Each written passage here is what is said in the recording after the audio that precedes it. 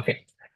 Hi, everyone, um, and welcome to this uh, third workshop that we are hosting from SkillSurf. And this time we are doing a workshop on Analog CMOS IC Design, a very interesting topic. Um, Thank you, everyone, for joining on a Sunday morning um, to discuss and engage with us on this very exciting workshop. So I think we can get started. First of all, I would like to do a very small session on what is SkillSurf. So the kind of idea that SkillSurf is based on. Just a brief history about SkillSurf. This started almost 4 years ago in 2021. Myself and Abharajitan here, we wanted to try something out during the COVID-19 pandemic era. And we wanted to come up with ways of educating the Sri Lankan general public on very interesting and highly sought after technical topics. And what culminated from this endeavor was this embedded systems workshop that this panel did over the course of 4 weeks. And it was very successful. We had over 1,000 registrations. And from this workshop, we came up with this concepts called SkillSurf. And right now we are focusing on these key areas and these values to demonstrate how to kind of allow the general public to engage in learning very high quality content in the technical domain. So these are some of the things that we have been engaging in over the past couple of years. I'm not going into too much depth in this. So some of the boot camps that we did over the past few years have been mentioned here. And all of these ones were done with support from the Department of Electronics and Telecommunication Engineering of the University of Moratuwa and the alumni from the same department. Right. So today we're going to go into the the workshop stage of SkillSurf. So we have done some successful workshops in the past. So you can see quantum computing, generative AI, and embedded systems have been some of the workshops. And today, our workshop for 2025 is the Art of Analog CMOS IC Design. And we have an excellent panel of speakers engaged, collected to engage with all of you. And just a note, we'll be looking into doing more interesting workshops in the future, so keep an eye out.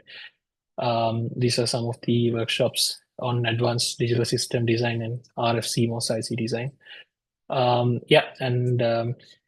These are the objectives that we are passionate about continuing to do, and we'll always live by these objectives as we move forward. So with that, I would like to invite the head of the Department of Electronic and Telecommunication Engineering, Dr. Subramaniam Thayaparan, to deliver the welcome speech to the audience.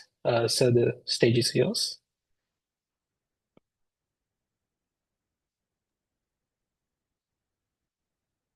Thank you, Jitmi.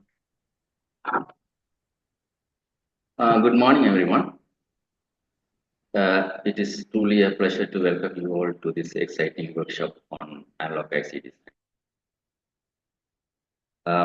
I am happy to be here today among the talented people who are passionate about Analog IC Design. I am Dr. Thayaparan from the Department of Electronic and Telecommunication Engineering, University of Moratuwa. Our department comprises approximately about 25 talented academic staff members and around 20 dedicated non-academic staff. We offer two prestigious bachelor's degree programs, one in Electronic and Telecommunication Engineering and the other one in biomedical engineering. Both are highly sought after by students. We also have about 60 to 100 postgraduate students every year. Today, we are gathered here to dive into one of the most fascinating, challenging, and rewarding fields of electronic engineering, the world of analog integrated circuits. Analog IC design is a field that blends creativity, precision, and deep engineering insight. It is an art and a science. Whether you are a student, researcher, or industry professional, I am sure this workshop is a fantastic opportunity for you to explore the important aspects of analog design, which is a domain that remains as challenging as it is rewarding. The demand for skilled analog engineers has consistently grown over the time. Without analog IC design, modern electronics would lack efficiency, real-world interaction, and performance. It's a niche but essential field that drives innovation across industries. From high-speed data converters to precision amplifiers, analog circuits are the backbone of modern electronics, powering everything from medical devices to 5G communication. Unlike digital design, where abstraction layers simplify complexity, analog demands an intimate understanding of device physics, noise, parasitics, and trade-offs. That is what makes it both an art and a science. Designing analog circuits requires something truly special, a fine balance between creativity, precision, and deep intuition about how electronics. Analog design reminds us that the real world is continuous, dynamic, and beautifully imperfect. Many engineers consider analog IC design is hard. It is because of the key challenges in the analog IC design, which are the trade-offs, gain versus bandwidth, power versus noise, linearity versus speed. Every decision is a balancing act. Unlike digital, analog circuits are highly sensitive to manufacturing mismatches. In other words, process variation. Even though we use IC design tools, intuition and experience still play a huge role. These challenges are also what makes analog designers so valuable. The future of analog IC design is incredibly exciting, especially in the field of IoT and AI, where the low power sensors involved. Another domain is high speed interfaces, where SerDes and PLLs are involved. Biomedical innovations also we can consider where neural interfaces and lab-on-chip systems are involved.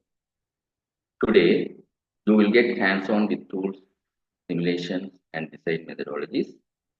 I encourage you to ask questions, experiment, and collaborate. The best way to learn analog design is by doing and making. Please remember, every great analog designer starts where you are. Analog IC design offers a viable entry point into the IP business for countries like Sri Lanka, requiring relatively low initial capital investment. Academic licenses enable researchers research and development efforts, allowing us to validate our designs in silicon. Once the design is proven in silicon, incubator licenses can then be acquired from IC design vendors to support further development and realization.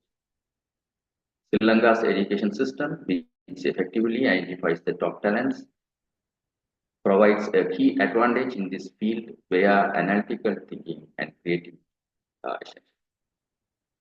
So, as you dive into this workshop, stay curious, embrace the challenges, and keep pushing the boundaries of what is possible.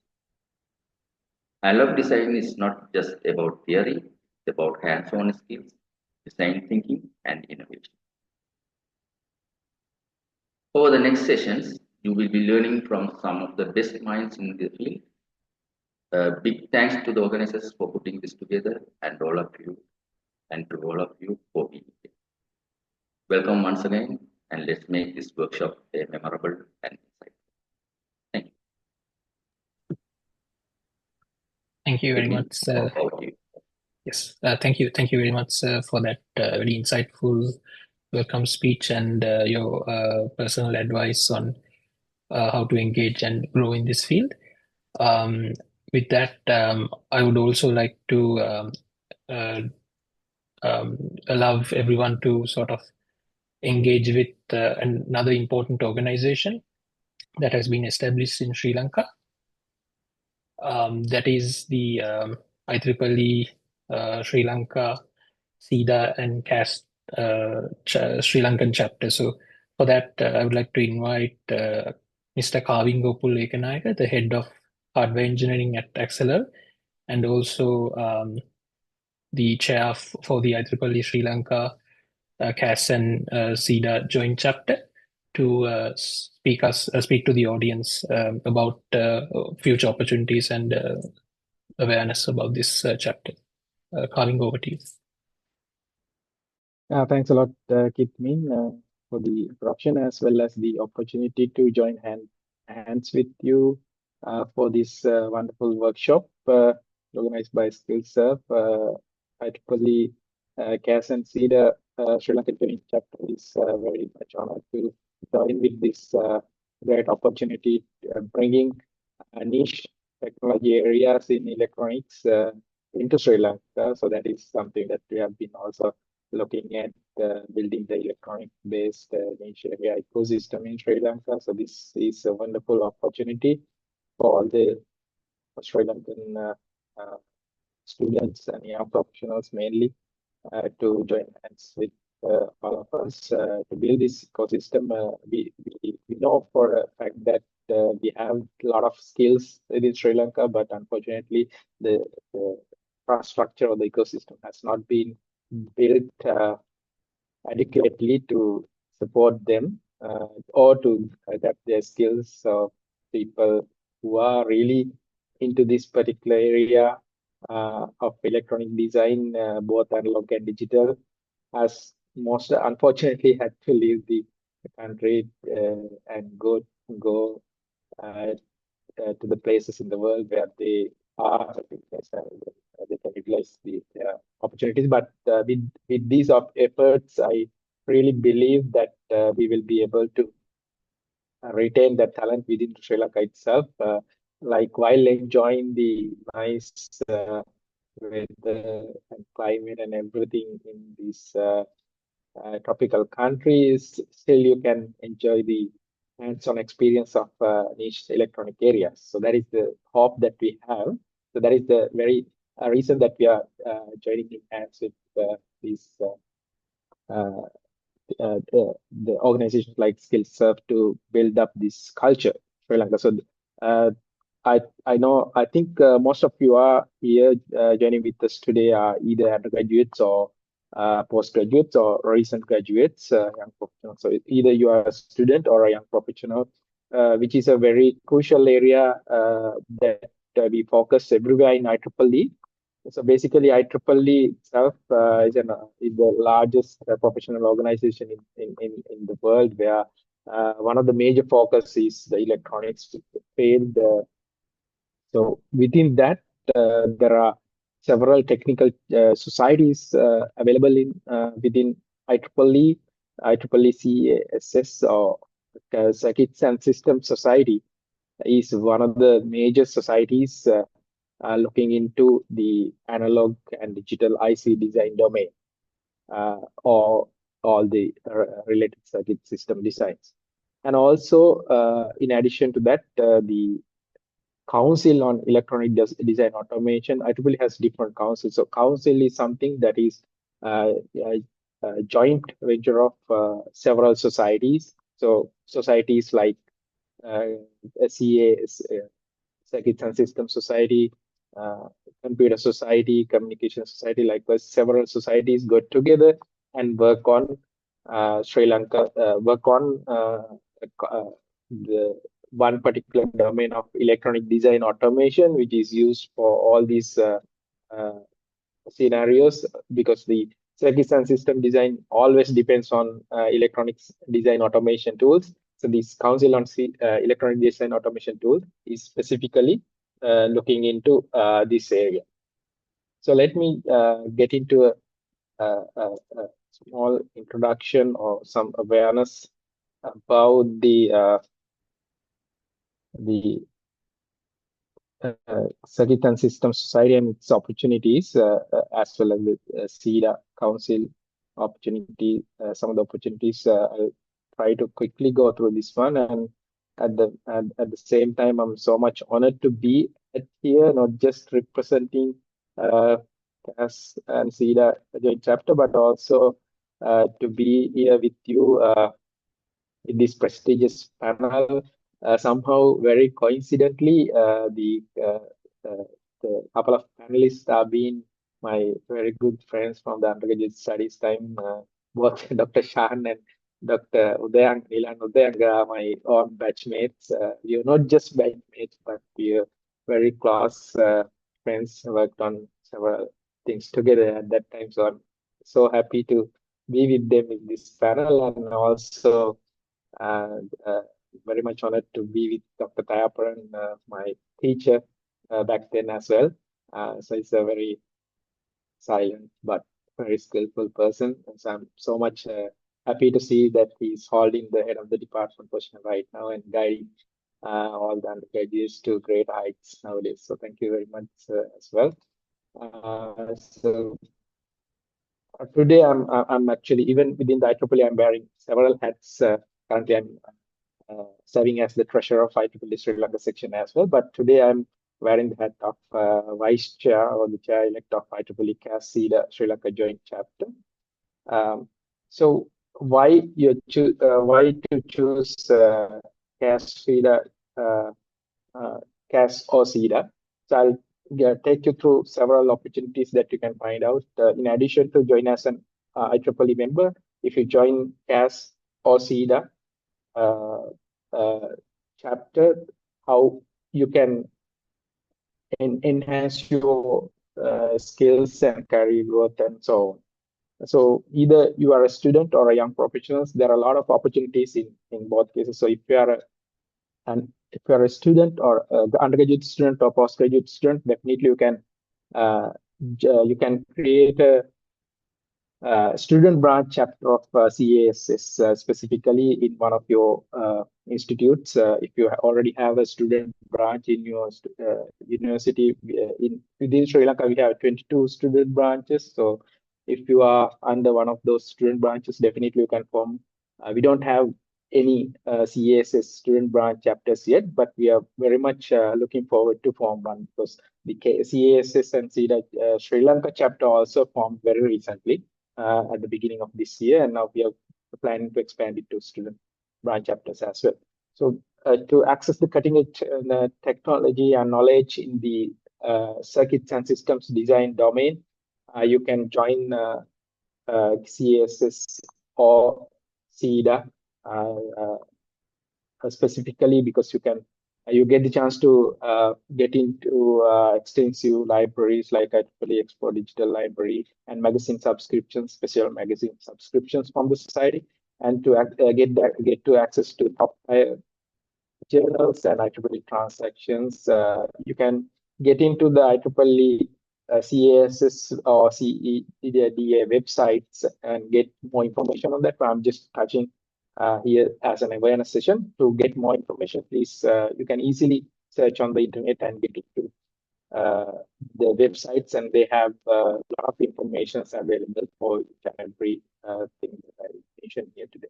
And on the other hand, the networking and community that you gain. So if you are planning to continue your career in the circuits and systems or electronic design automation field, definitely this is the correct network and community that you are looking for.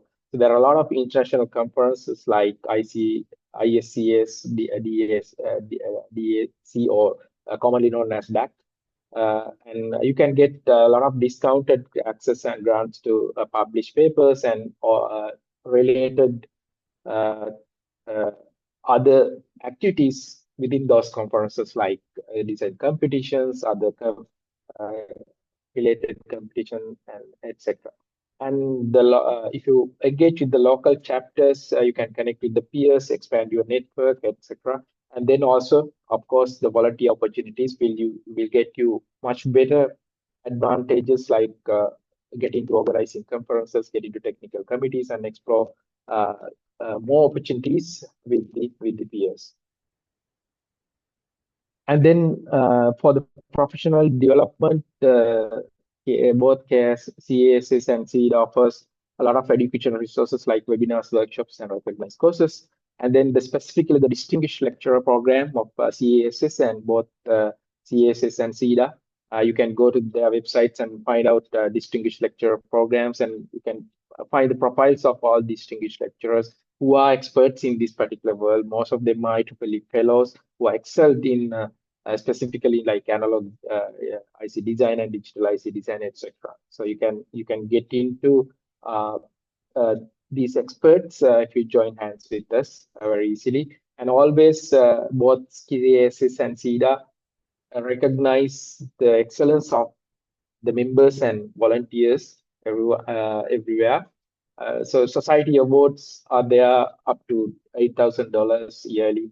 So you can try out these awards by joining with different programs. There are best paper awards associated with each and every conference. And then for the chapters, there are additional awards available. And then for the students, specifically students and young professionals, both, there are a lot of grants and scholarships available. So just browse this into this website, IEEECS.org, and also CEDA websites, and try to find out these uh, opportunities yourself, and you can see how much of an advantage that you can get with a very small investment. So if you join this year, there is an offer for CASS, which is an offer that it just totally free if you join this year.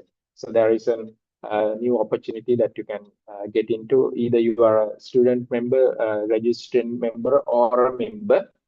You can join free for CASS. So either if you are a member of CASS, Computer Society, Communication Society, there are a few other societies as well. Or you can automatically subscribe into Council of Electronic Design and Automation without any additional fee. So that is another added advantage. And so you can, once you join, you can explore the career programs like seasonal schools are there, where you can get grants up to $5,000 for the organizers. So you can, once you get into the membership and start up student branch chapters, etc., you can organize these activities and get a lot of grants from the mother society. And as I mentioned, the DAC, or Design Automation Conference, is one of the major conferences in this particular field organized by CEDA. So you can participate with very much discounted prices and participate in competitions, etc. Alongside that. And then there are a lot of industry forums as well. As I mentioned, a lot of travel grants available for both members and volunteers to participate in conferences and other meetings, etc., in both CASS and CEDA. And then there are additional scholarships specifically crafted for students available if you go to the websites and try to find out what are the specifics that you get from these scholarships. You can understand yourself. But of course, there are lots of grants available which you just have to get the membership with for this year it's free, but for the subsequent years, for a Sri Lankan section member, I think you have to, as a student member, you just have to spend about $5 or so, and then if you are a member, you have to spend probably twice that, like less than $10. That would be the total cost that you have to spend to get into all these opportunities. So there are more financial supports available specifically for under Young Professional Program, that Young Fellows Program, and then the pre-doctoral grants are also available. And then uh, if you search this ICCAD Scholars Grant, that you can find out more information about that one as well. So thank you so much. I'm not going to take too much of time of you because there are specific technical things that we are going to discuss. But uh, if you are going to stay in touch with this particular field, I highly recommend you to join hands with us with Circuits and Systems Society. Once you join hands with us, you automatically become a member of CEDA. I mean, you can subscribe without any additional fee to CEDA as well. So thank you very much, and I'm very much looking forward to work with a lot of students and young professionals in the future in this domain. Thank you very much. Thank you so much, Kavinga. It's really great to have you leading the CEDA CAS joint chapter as well, and looking forward to all the opportunities coming up.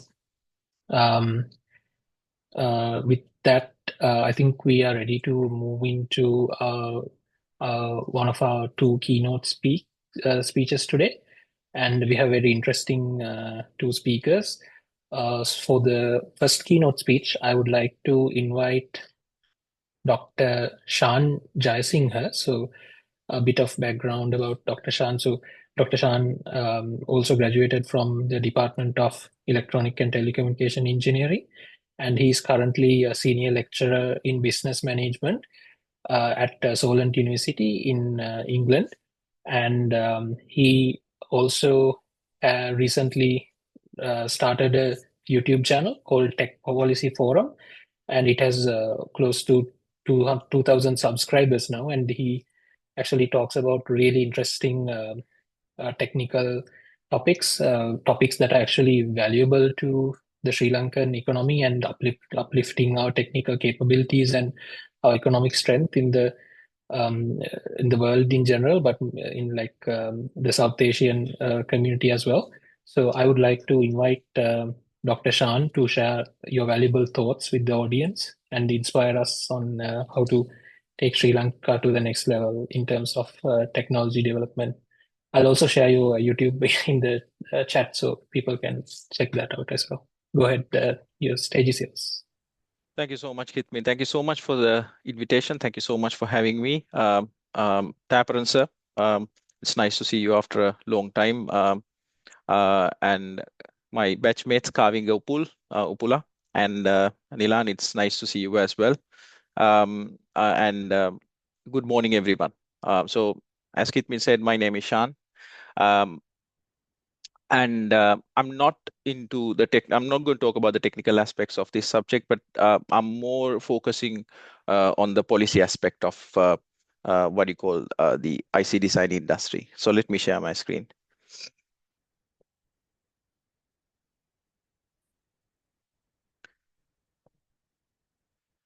Can you all see my screen? Yes, we can see the screen. Nice. Okay. So once again, thank you for having me. Today, I'm going to talk about unlocking Sri Lanka's potential in the integrated circuit industry. So specifically, what I'm trying to do today is I'm trying to talk about three opportunities that Sri Lanka has, right? From an industry development perspective, these three opportunities are quite important. But unfortunately, one opportunity is already lost. But there are two existing opportunities that Sri Lanka can capitalize to build a vibrant integrated circuit industry. I'm going to present those three opportunities, one lost opportunity, two existing opportunities, and the policy challenges that we have to overcome, right? These are very good initiatives. SkillSurf, IEEE and University of Moratuwa has got together and organized this workshop. Fantastic. The idea of these kind of workshops is to develop skill, right? Even when I was at the university, there were some quite brilliant minds who could have thrived, who could have thrived in this industry in Sri Lanka. But unfortunately, they had to migrate to get better opportunities, looking for better opportunities, as Upul said um, in his talk as well. So can't we develop a vibrant integrated circuit industry? We can, but we need policy support.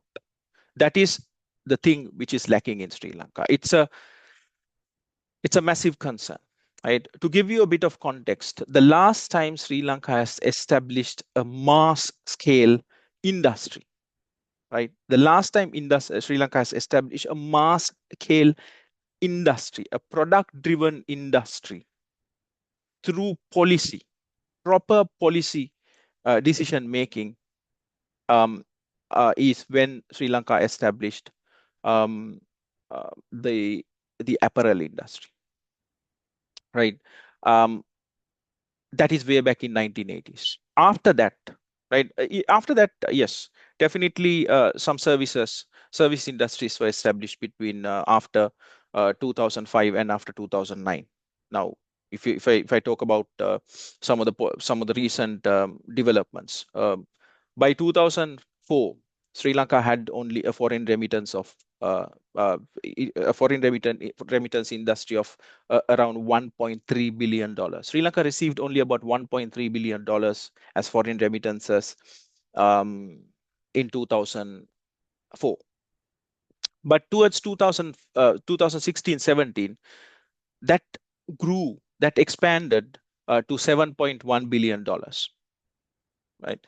So yes, by sending people abroad, Sri Lanka has established and expanded its receipts from foreign remittances. But still, is it an industry? I don't think so.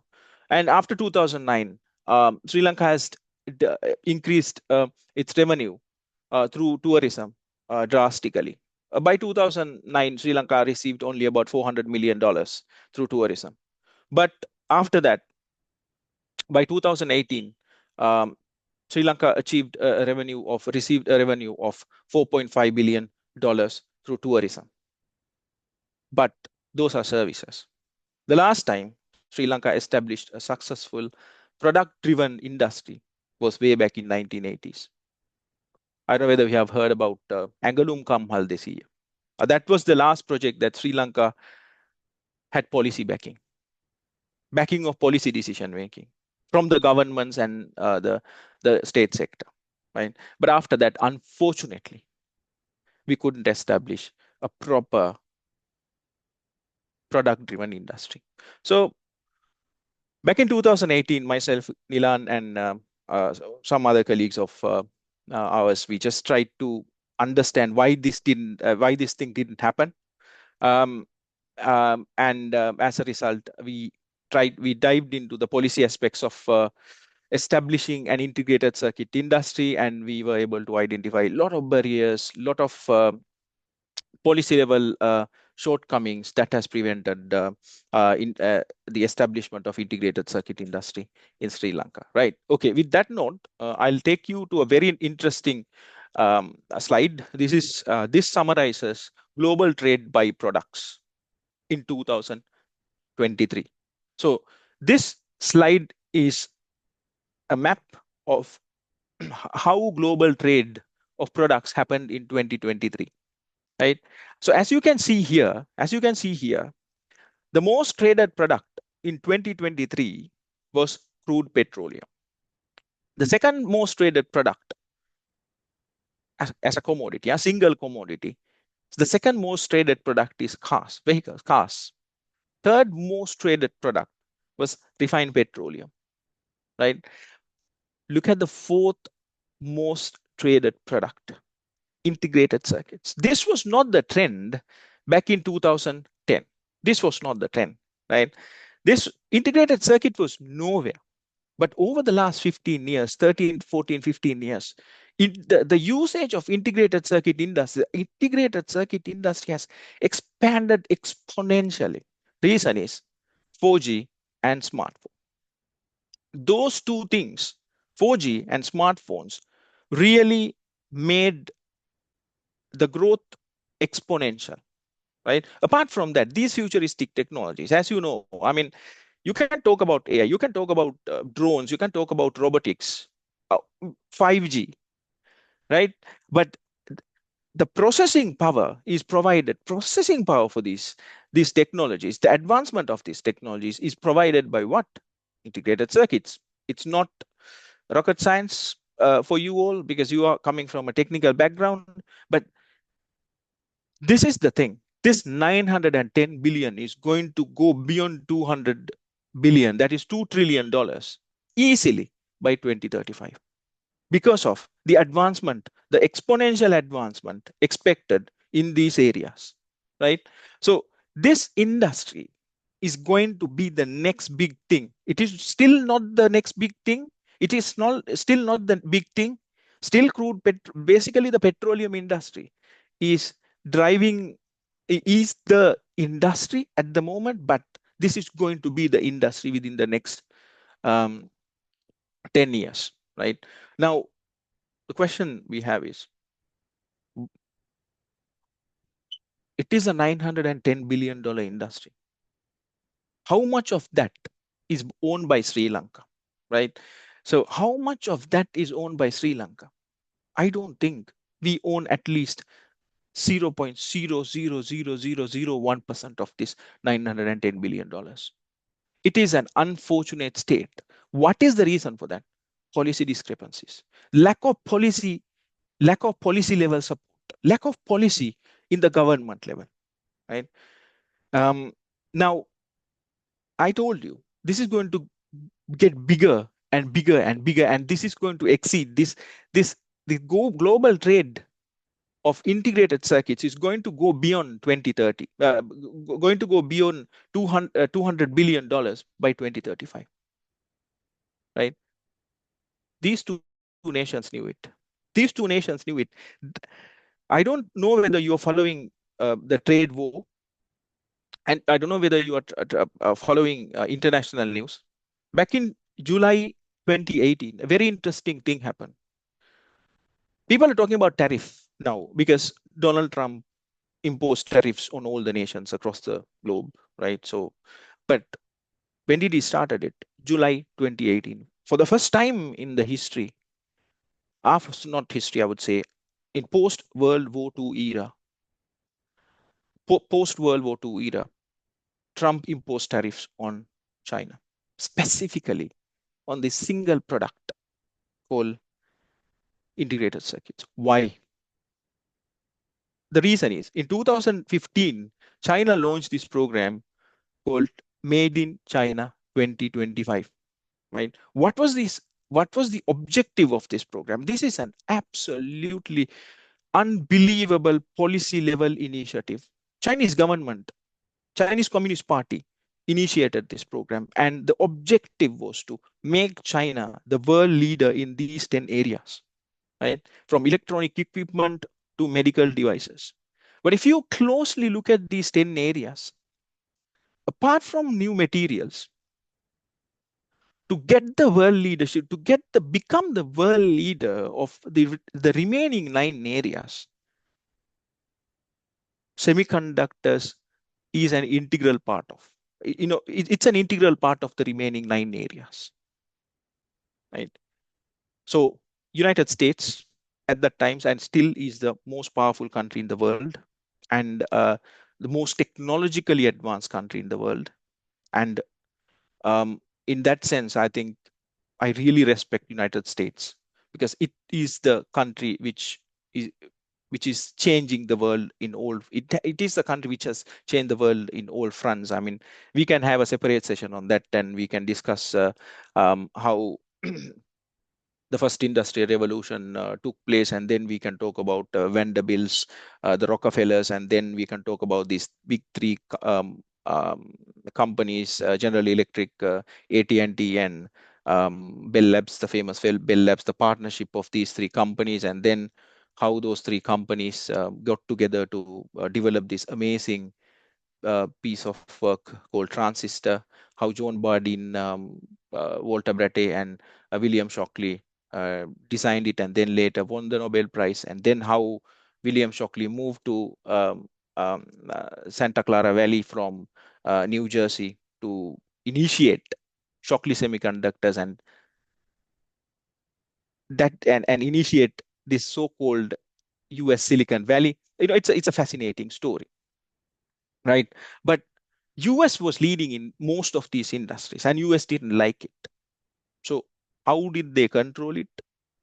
Trump administration in 2019, early 2019, they prevented their companies, the US companies, from providing chip integrated circuits to key Chinese companies like Huawei and SETI, right? This really disrupted the IC supply chain. So during this time, I was doing my PhD, and I was traveling in the East Asian part of the world, China, Malaysia, Taiwan, Singapore, and it was quite evident that manufacturing operations, especially fabrication and packaging, assembling and packaging, which happened in China, came out drastically. I mean, it came to Vietnam, it came to Singapore, it came to, yes, Singapore, right? Thailand, Malaysia. These countries were receiving a lot of investment from US companies, right? Why? Because Trump was putting so much of barriers for US companies that was operating within China, right? And basically, IC supply chain was disrupted. What happened? What happened? People's, all the nations who were interested, actually, Sri Lanka was not interested, unfortunately, started basically shifting their focus from oil, crude oil, refined petroleum to integrated circuits, right? Countries realized that, okay, China and US is putting so much of emphasis on this, and there should be something in it. And that was the point when world realized that this is going to be the next big thing, right? In China is, I told you, right? So initially, China is it's a methodical country. It's a very focused country. They have a 5-year plan since 1950. They have a 5-year plan. Every 5 years they have a strategic. They develop a strategic plan. In their 14th 5-year plan, which they started in 2020, they allocated $1.4 trillion to establish its own semiconductor supply chain. $1.4 trillion.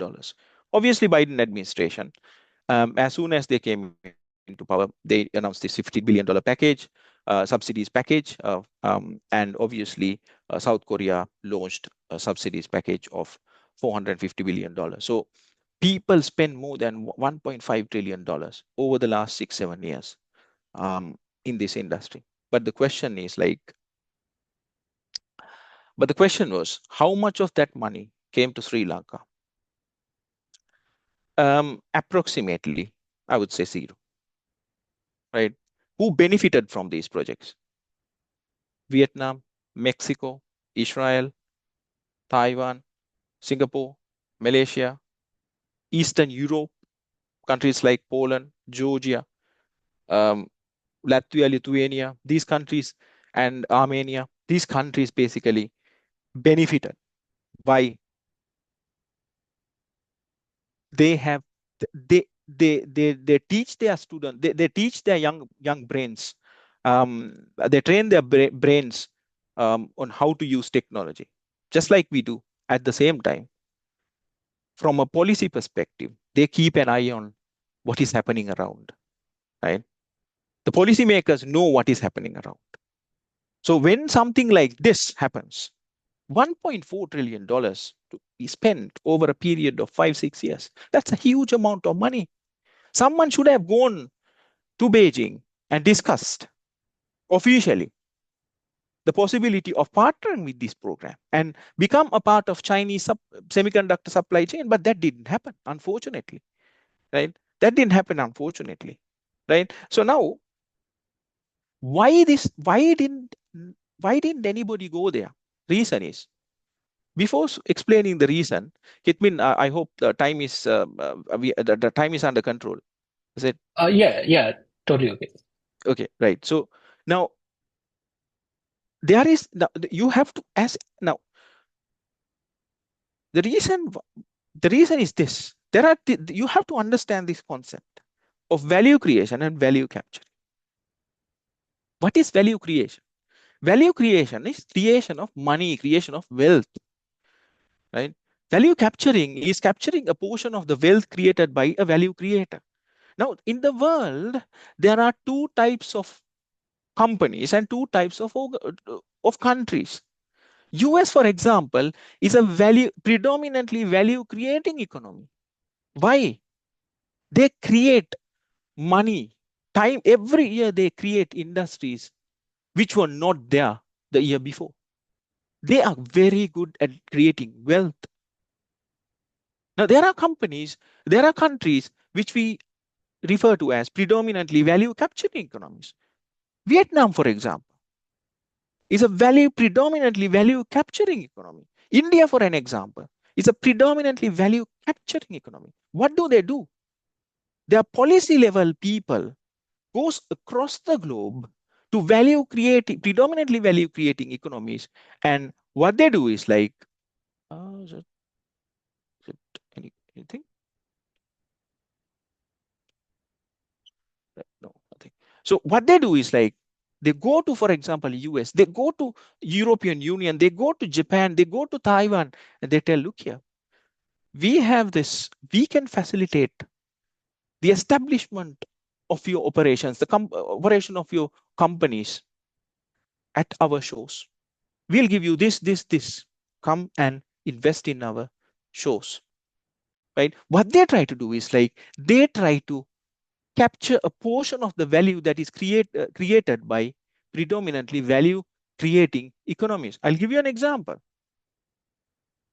Now, this is Peugeot 5008, right? It's a very popular, it was a very popular vehicle back in 2017, 16, 17 in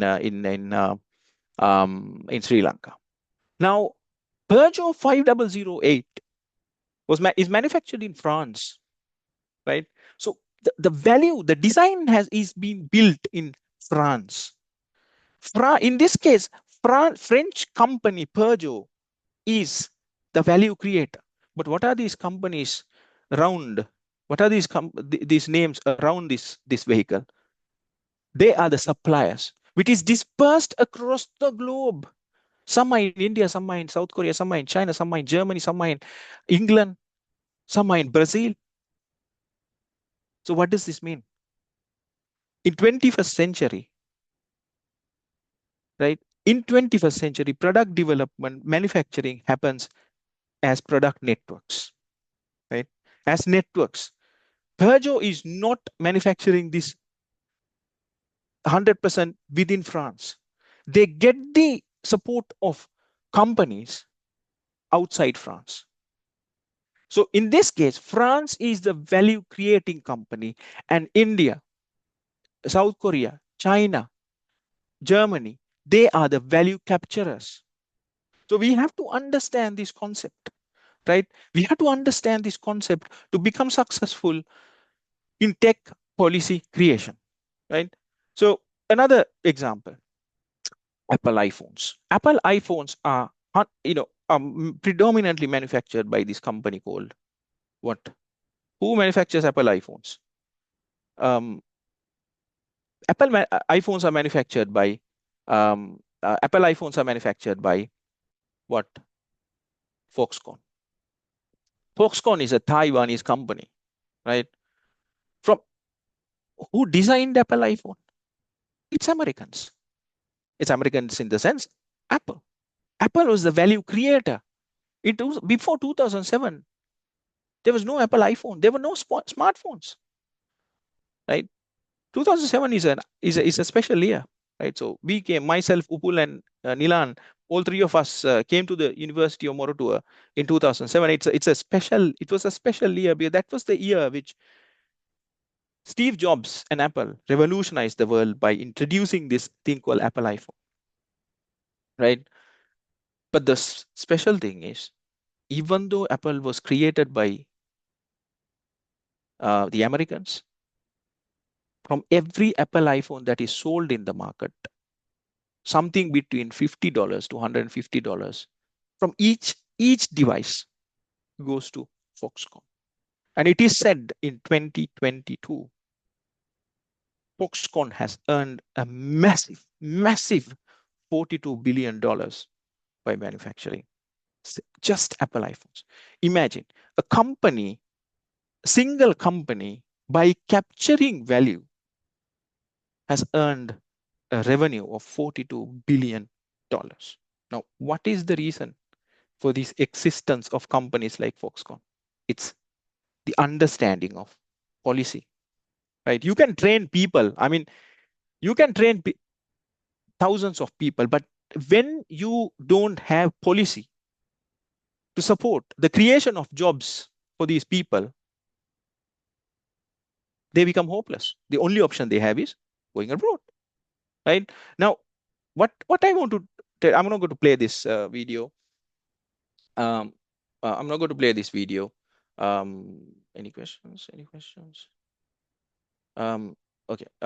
So, okay, I'll play this video. I don't know whether this will. I didn't share my sound, I think. Just give me a second.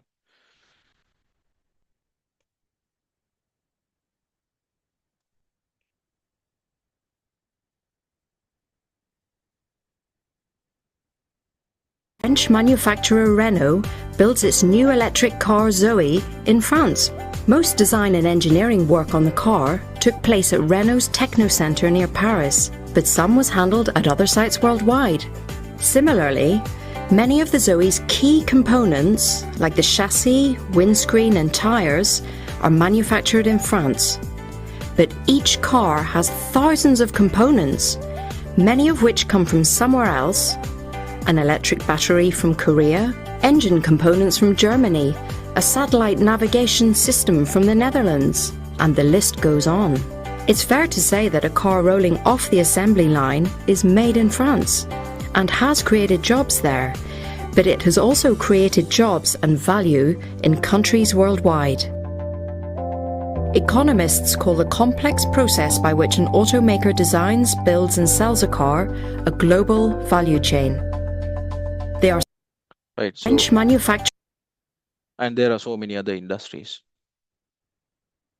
The computer-aided drug discovery market is going to be 4.8 trillion. The value of that is going to be $4.8 trillion, $4.8 trillion by 2026. The consumer electronic markets, the revenue is going to be US dollars 1.5 trillion by 2027. So do we have policy to capture a portion of this value? The problem with Sri Lanka is we as a country does not know whether we are a predominantly value creating economy or predominantly value capturing economy. We have this dilemma. We are in between. Therefore, we don't know what we want to become. Are we going to be a predominantly value capturing economy or creating economy? So countries which don't have this idea, we call dump economy. Sri Lanka is a dump economy. Reason, lack of policy. Reason, lack of policy, right? That is the reason why, since the creation of the apparel industry in 1980s, none of the new industries have emerged, right? Now, global automotive industry is expected to grow beyond $8 billion, $8 trillion by 2030. But do we have a policy level program to at least capture at least 1% of that? Now, we don't have to. Now, what you have to understand is we have to there has to be a policy framework where that will enable multinational companies to come freely to the Sri Lanka shores, establish their operations, hire people from Sri Lanka and carry out their operations, right? So this is the idea. It's, due to limited time, I'll move to the first challenge, right? First challenge. So this is the opportunity we had. It is gone. It is gone now. More than USD 1.5 trillion were invested by major economies to strengthen semiconductor supply chain. Did we have a policy plan to capture at least a tiny bit of this $1.5 trillion? We didn't. Reason is limited awareness among key decision makers regarding the necessity of an industrial policy. At the moment, with the economic crisis, people are mainly talking about two things: stabilization of monetary policy, stabilization of fiscal policy. But we have stabilized these two policies for a very, temporarily, yes, we have stabilized these two policies. Thanks to IMF, we have been able to stabilize this. But to give you a context, what is the budget deficit of Sri Lanka in 2025? Expected budget deficit 3.8 trillion rupees. 3.8 trillion rupees, and it is going to get accumulated once again over and over the years, right? If government does not have programs to capture value from these kind of projects and create new jobs, which will pay more tax to the government, this deficit is going to get accumulated over the years, right? So there has to be policy level support, no matter what, in order to establish a thriving, not only integrated circuit, any industry, right? What is a policy? Policy is a set of principles, rules, or guidelines, a set of guidelines, let's say, that are formally adopted by a government, to achieve a rational outcome. In this instance, what is a rational outcome, right? To establish an integrated circuit industry, there has to be a set guideline from the government level. That is the most important thing. The government support has to come. The second opportunity is this. Right, I'm going to take only. Can I take another 10 minutes, Kitmin? Is that fine? Yeah, that is fine, Chris. Yes, right. So this is the second existing opportunity. This is the product imports by India in 2023. What is the biggest? No surprise. Crude petroleum is the biggest import. Gold is the second biggest. Coal is the third biggest. Petroleum gas, basically gas, is the fourth biggest. And look at the fifth biggest import. Right? For the first, this happened for the first time in India's history. Right? So integrated circuits is among India's top 5 imports. What does it mean? It's an opportunity for Sri Lanka, right? So this is semiconductor supply chain. So it can be divided into 4 main parts: synthesis and verification. So designing, synthesis and verification, manufacturing, and application. Now, Sri Lanka definitely can contribute towards this packaging and assembly. Why do we say this? We did a feasibility analysis.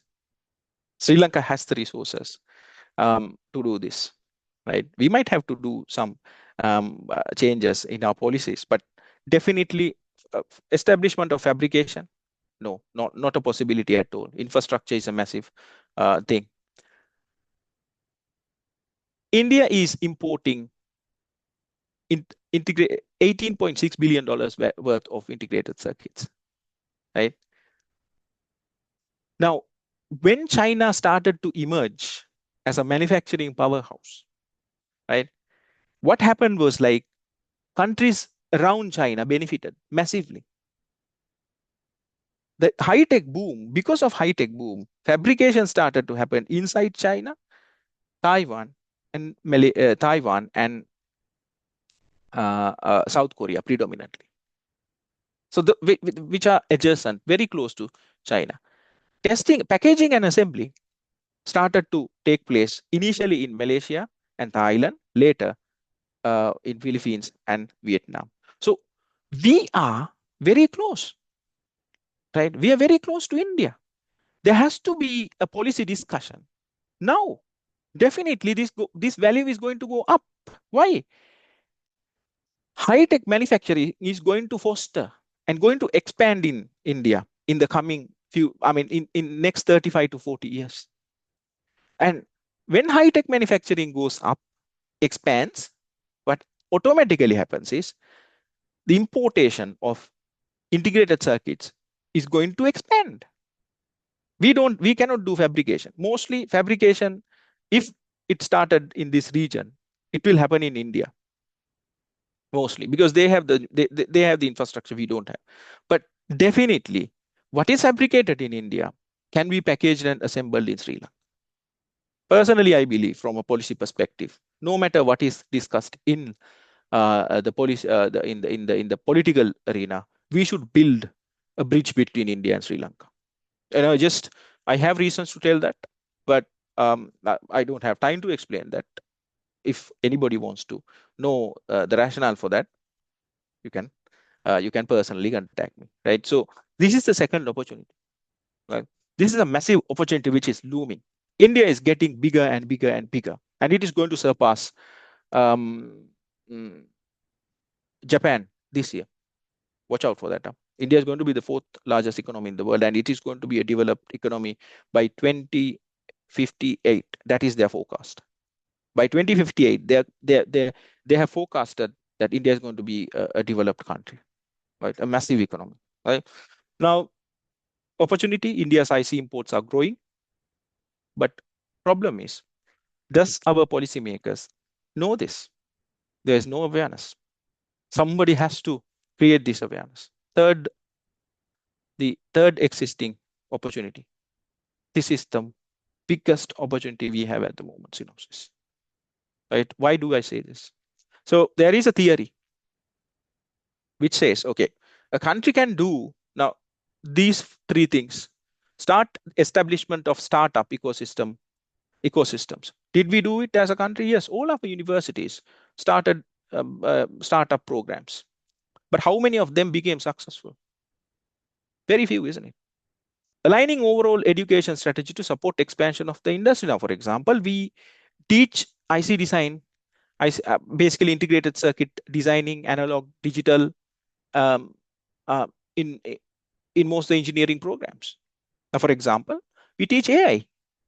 As soon as AI became a big thing, a lot of degrees related to AI was introduced, right?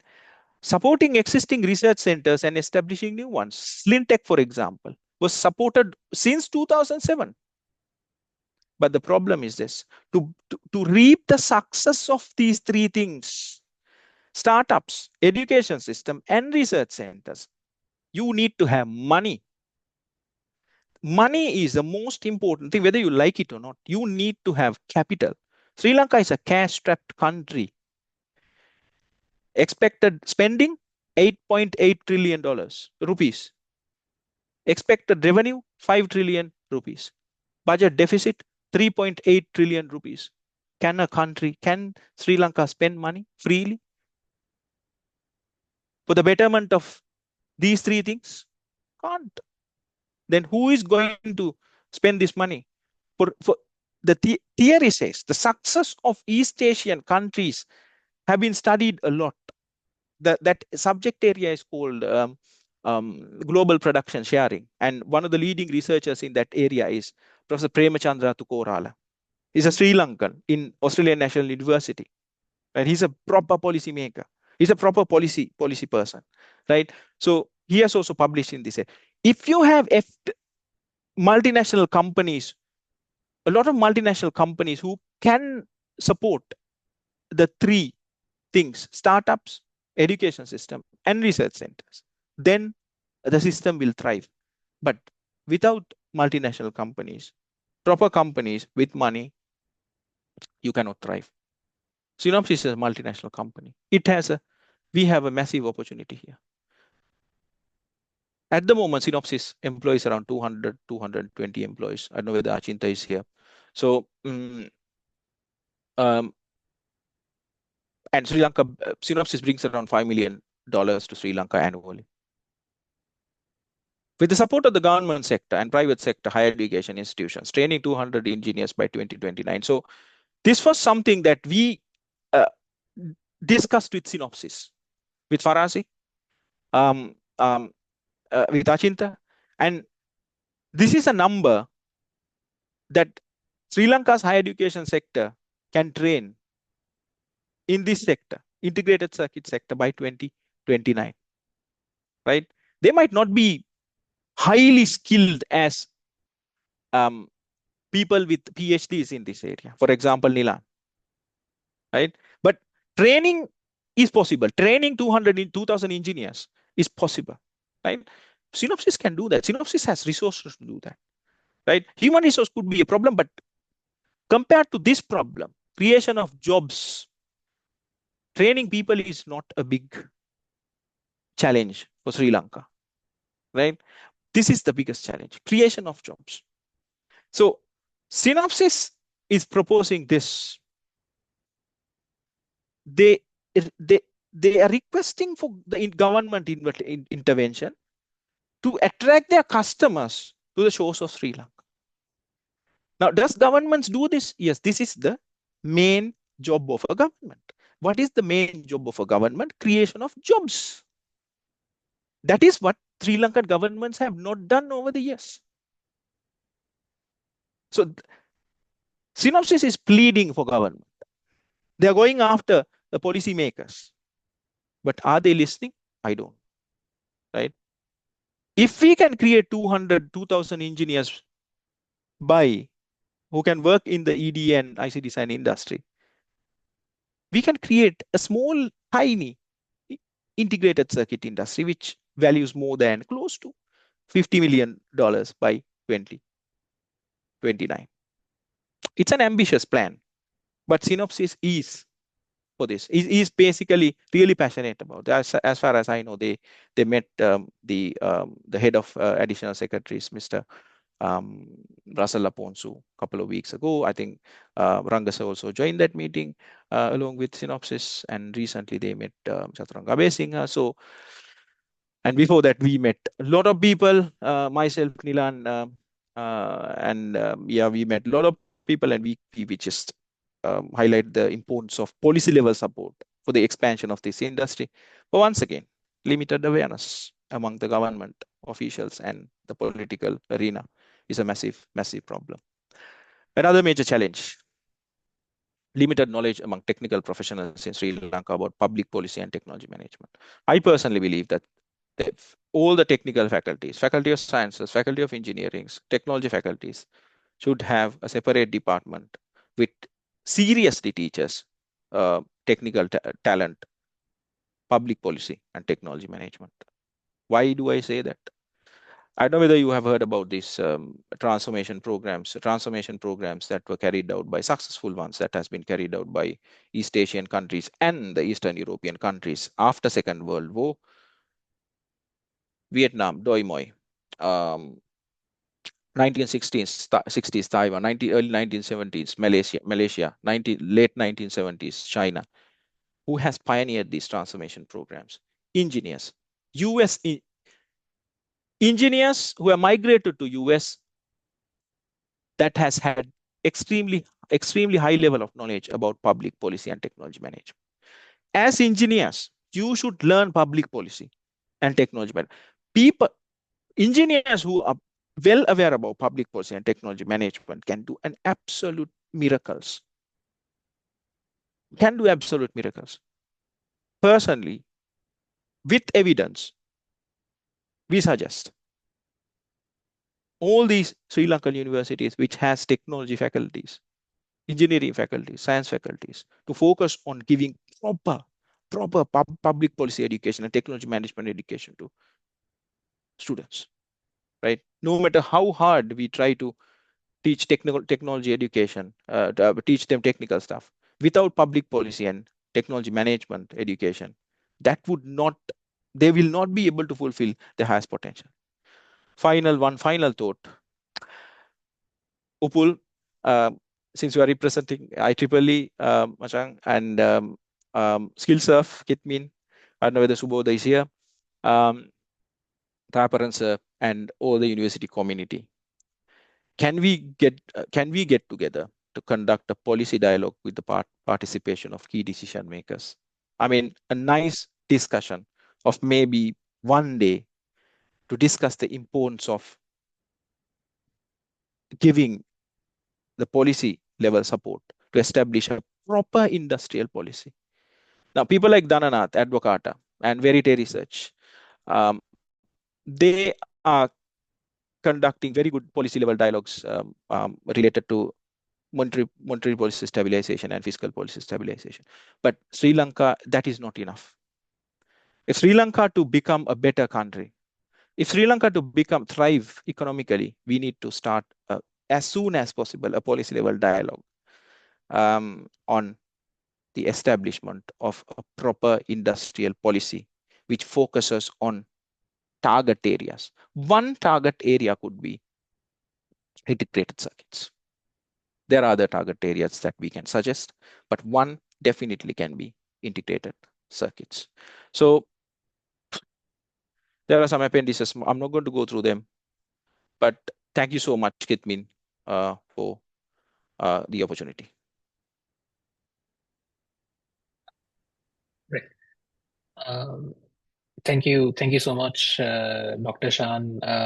I can safely say that is one of the best talks I've heard about technology management and policy in terms of this industry, and so many valuable thoughts. I'm so happy that I was also part of this today, and I'm definitely sure, like almost all the audience was inspired by your ideas, and definitely looking forward to moving on most of your thoughts and collaborating together in the future. With that, without delaying the flow of the workshop, I would like to invite our next keynote speaker as well. And very happy to say that he is also colleague and batchmate of Dr. Shan. So our next keynote speaker will be talking about his personal experience as analog senior IC design engineer. He holds a PhD from Florida International University, which he obtained in 2015, and since then he has been gaining a lot of experience as an IC design engineer in the USA. Yes, so I would like to invite Dr. Nilanu Deanga to inspire us with your story and motivating us to follow maybe in a similar path in this exciting field. The stage is yours, Dr. Nilanu.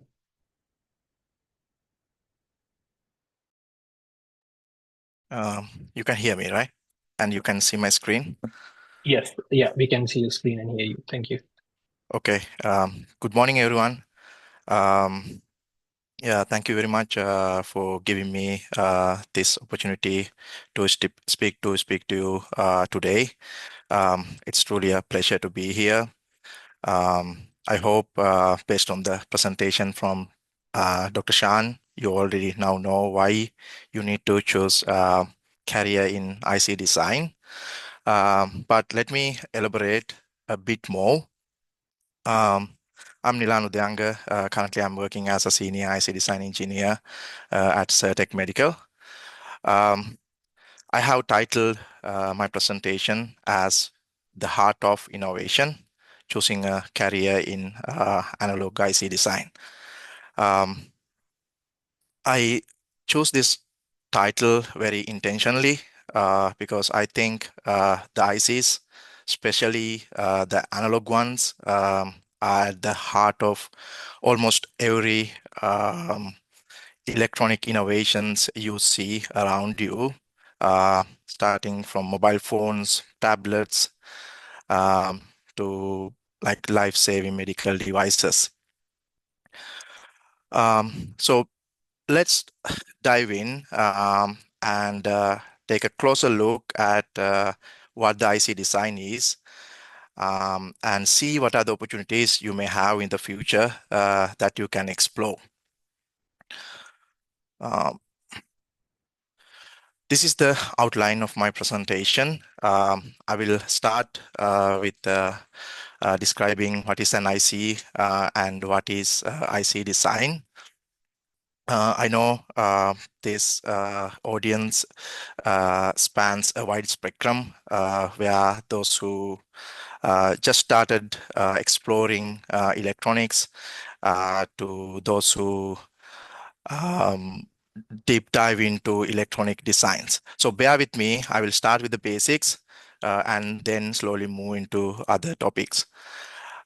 Then I will talk about digital and analog IC designs. They are the two main branches of the same tree, even though they are from the same tree. Their roles are different. Their challenges are different because the challenges are different. They are the skill sets that you need for become digital IC designer and the analog IC designer are different. So I would like to go through that. After that, I will show you some real world systems with ICs, just to give you an idea about like what kind of systems you have with ICs. Then I will go through my journey into IC design, just to like show you like how did I started working on IC designs, what are the challenges I faced, and what are the decisions I made during my path. Finally, I would like to show you some of the future directions in analog IC designs, which you can follow, which you can explore if you decided to choose this exciting area. So let's start with basics. So let's start with something that you already know. I hope most of you know what this is. So this is an Arduino board. Most of you guys have used it in your projects or in your class. So the Arduino board is, you have a PCB, right? You have a PCB on top of your PCB or in the other side of the PCB as well, but I'm showing here the top side. You have several components, right, connected to each other.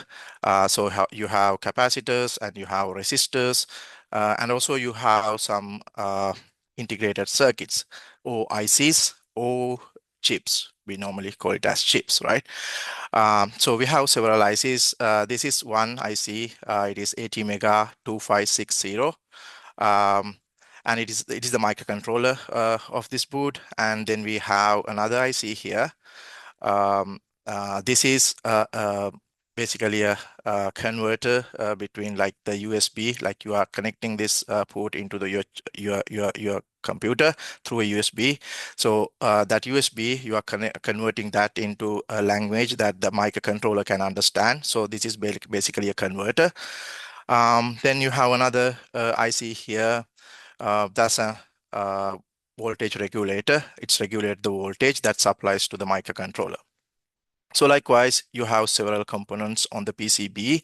And let's say if you need to connect one node on the PCB to another node. Let's say you are connecting from here to this chip, and you have metal traces on the PCB. And let's say you cannot connect from here to there directly. What you will do is like you have a connection from here to here, and you have a via into the bottom layer, and you will have a route from here to here on the bottom layer, and you will come back up through a via and connect it to the other chip as needed, right? That's how it happens. So that's what you have in a PCB level design or a system level design. So let's have a closer look at the chip that we have here. In the middle, the microcontroller, the chip. Even though we said this is our chip, this is the chip or the IC, this is actually not the chip, right? This is not the chip, this is just the package. And if you open this package, what you will see is something like this, right? This is a QFN package. You will have different packages based on the package that you have. What you will see can be different, but in a QFN package, what you will see is something similar to this. So here you can see like you have something in the middle, a square thing here in the middle. And that is actually the chip, right? That's the actual chip or the thing that doing all the operations that you need. And we normally call it as the die. And the chip has pads, and we call them as bond pads. And these pads are actually connecting to the external, the package pads using bond wires. So these wires, we call it as bond wires. So if you have a closer look on the IC or the die, you will see something similar to this. Like you can see that from your naked eye, as well as like if you need to see more closely, you can use a microscope as well. But you will see something similar to this based on the circuit you have. You will have the pad frame, this is the chip pads, like the bond pads, like these pads frame. And internally on the metal layers, like the top metal layer, what you have, like you will see the something based on your circuit.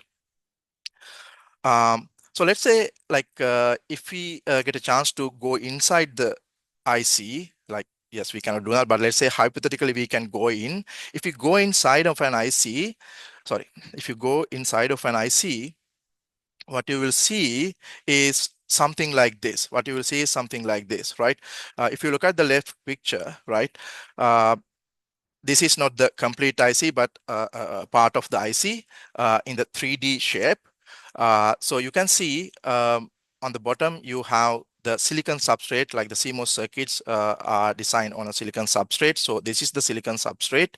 And on the top side of the silicon substrate, you fabricate the transistors. This is one side of the transistor. And let's say you have one transistor here and you have another transistor here, right? If you have another transistor here and you need to connect from here to there, what you will do is very similar to like PCB level designs. What you will do is like you will have a VR from here to here, and then you have a metal layer there. Like you will create a metal line from here to here and goes here, and you put another VR from here to there and connect to the next transistor. That's how it will work. It is very similar to like PCB level designs, but the scales are completely different, right? This on the right side, you can see a real process, the PDK information from a real process. And you can see from here to here, the height is about like 11.8 micrometers, right? 11.8 micrometers.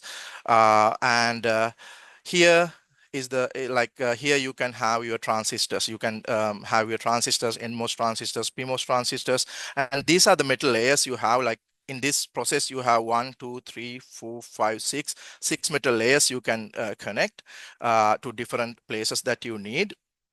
But this is how it looks like. It's very similar to a PCB, but the scales are much smaller, and these transistors can be in the nanometer range, right? This transistor can be in the nanometer range.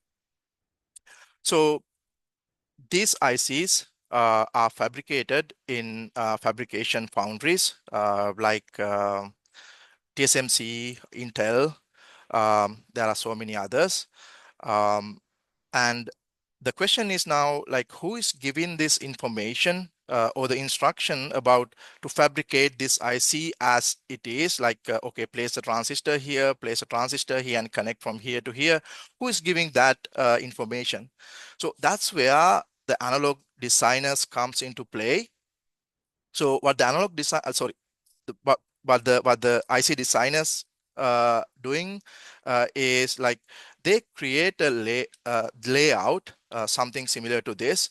And this is a layout that I was designed like a couple of years ago. This is an op-amp. So they create a layout similar to this and place the transistors and all other components as needed. Like this is a capacitor and all these are transistors, like these are transistors and this is another capacitor, and they are connecting using different layers, like different metal layers. So we do this using a tool, right? The layout tool is a software tool. Like you can create a like layout of all the transistors that you need. I think it's a little bit similar to PCB layout as well. But here you need to know like a little bit more about the layout effects that you can have, like the parasitics it can generate. Those things you need to know. So this layout will provide it to the foundry, and they will fabricate based on this information. But in general, the IC design engineers, especially the analog IC design engineers, right? I will come back to that, like why not the digital IC designers, but the analog IC designers not start with the layout. They normally start with the schematic level diagram, right? Schematic level circuit, right? In something similar to this, right? This is a circuit of a op-amp. And here you have an NMOS transistor, then you have a PMOS transistor, and they are connected in some way. The analog designers know how it works. So in general, they start with here. So if you remember, we started with the package, but that package inside you have the IC, but everything starts here for an analog IC designer. For an analog IC designer, they start with the schematics. That's the starting point. So now I hope like you know a little bit about IC. Let's see what is IC analog IC, especially what is analog IC designs, right? As I mentioned previously, like we start with the schematic level design. We connect the transistors and resistors, capacitors as needed, and then we will create a test bench to simulate the circuit that we designed and see whether we can achieve the requirements that we need, that we were planning to achieve by running simulation. This is again another software that we will use to run simulations. So let's say you achieved the required results from the circuit that you designed. If that's the case, now you need to go backward. You need to create the layout based on the schematic that we have. If the layout is ready, we will send this to the fabrication foundry. They will fabricate it, and they will send back the die, like after the fabrication, they will send us the die to us. Then we will send this to the packaging house to package it based on the package that we are going to use. When the package is done, they will send us back the chip, and we will create a separate PCB to test the chip. Like in this case, like I just have the Arduino board, but it will be a separate PCB, and we will test our IC using that PCB. If the results are as expected, we will move forward with the production. If not, if we think like we can improve a little bit more and some of the specifications we cannot achieve, so then we identify where the issue is, and we go back to that schematic level design and do the changes as needed, and we will go through the same process, right? That's basically the simplified process of an analog IC designer.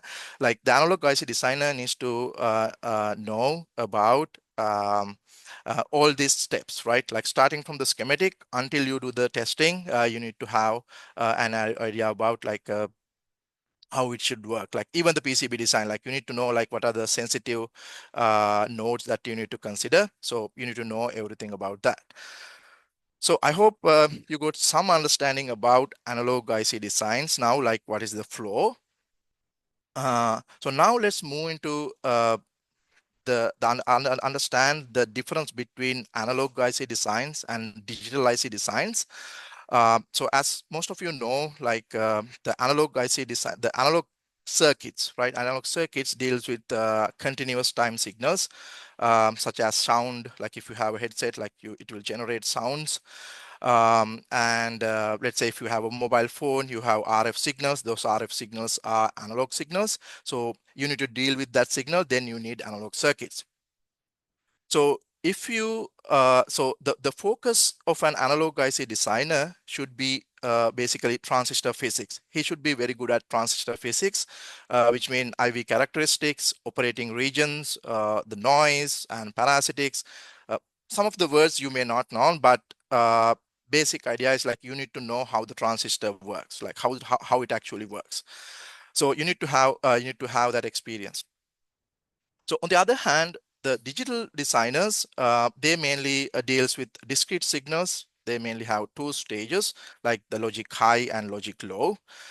They mainly focus on logic designs or logic operations, like AND operation, O operations, NAND operations, and also the clock circuits like latches and flip-flops. So they need to be very fluent on handling logic operations. They need to understand how the logic operation works, and they need to understand how the timing works. These are the areas that they need to focus on. So let's see what are the applications we have in analog side.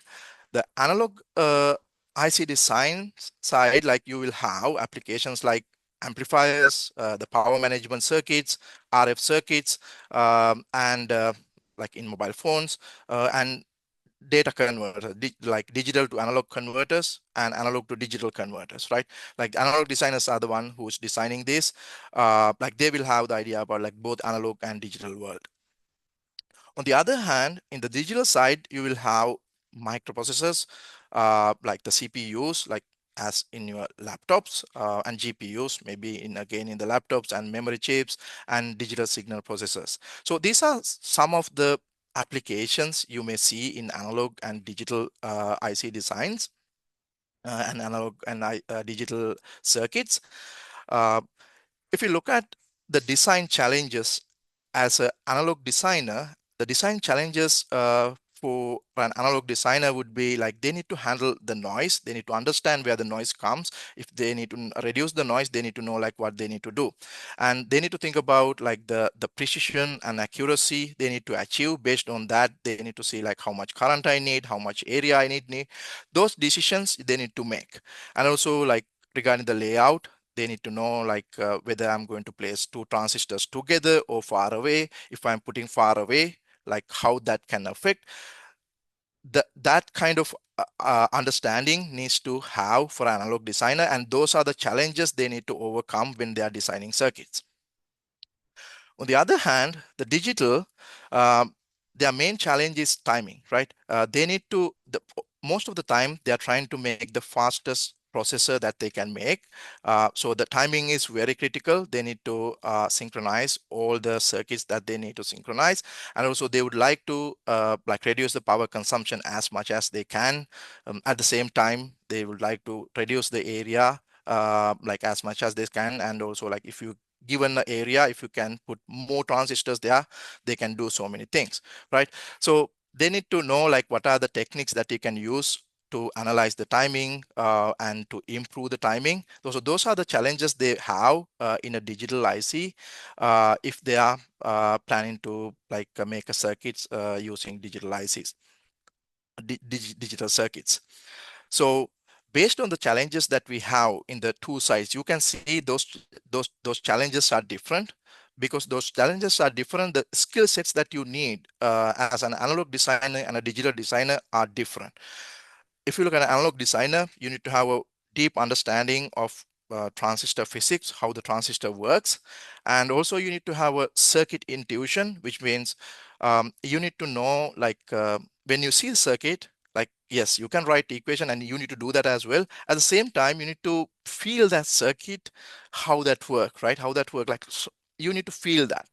And also like noise analysis and the layout parasitics. So you need to know all these things. These are the skills that you need to develop if you are planning to go in the analog IC design like career path. On the other hand, this is one of the major difference between analog and digital designs, right?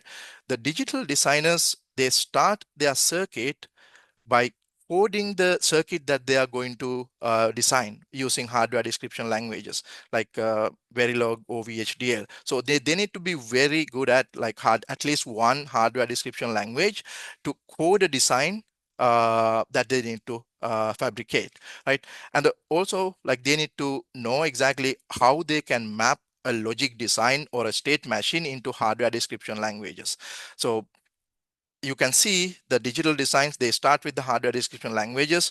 For the analog design, they start with transistors. So that's one of the differences, and also the skill sets that you need are different. Now in the digital side, you need the timing analysis, how you can improve the timing analysis. So these are the skills that you need.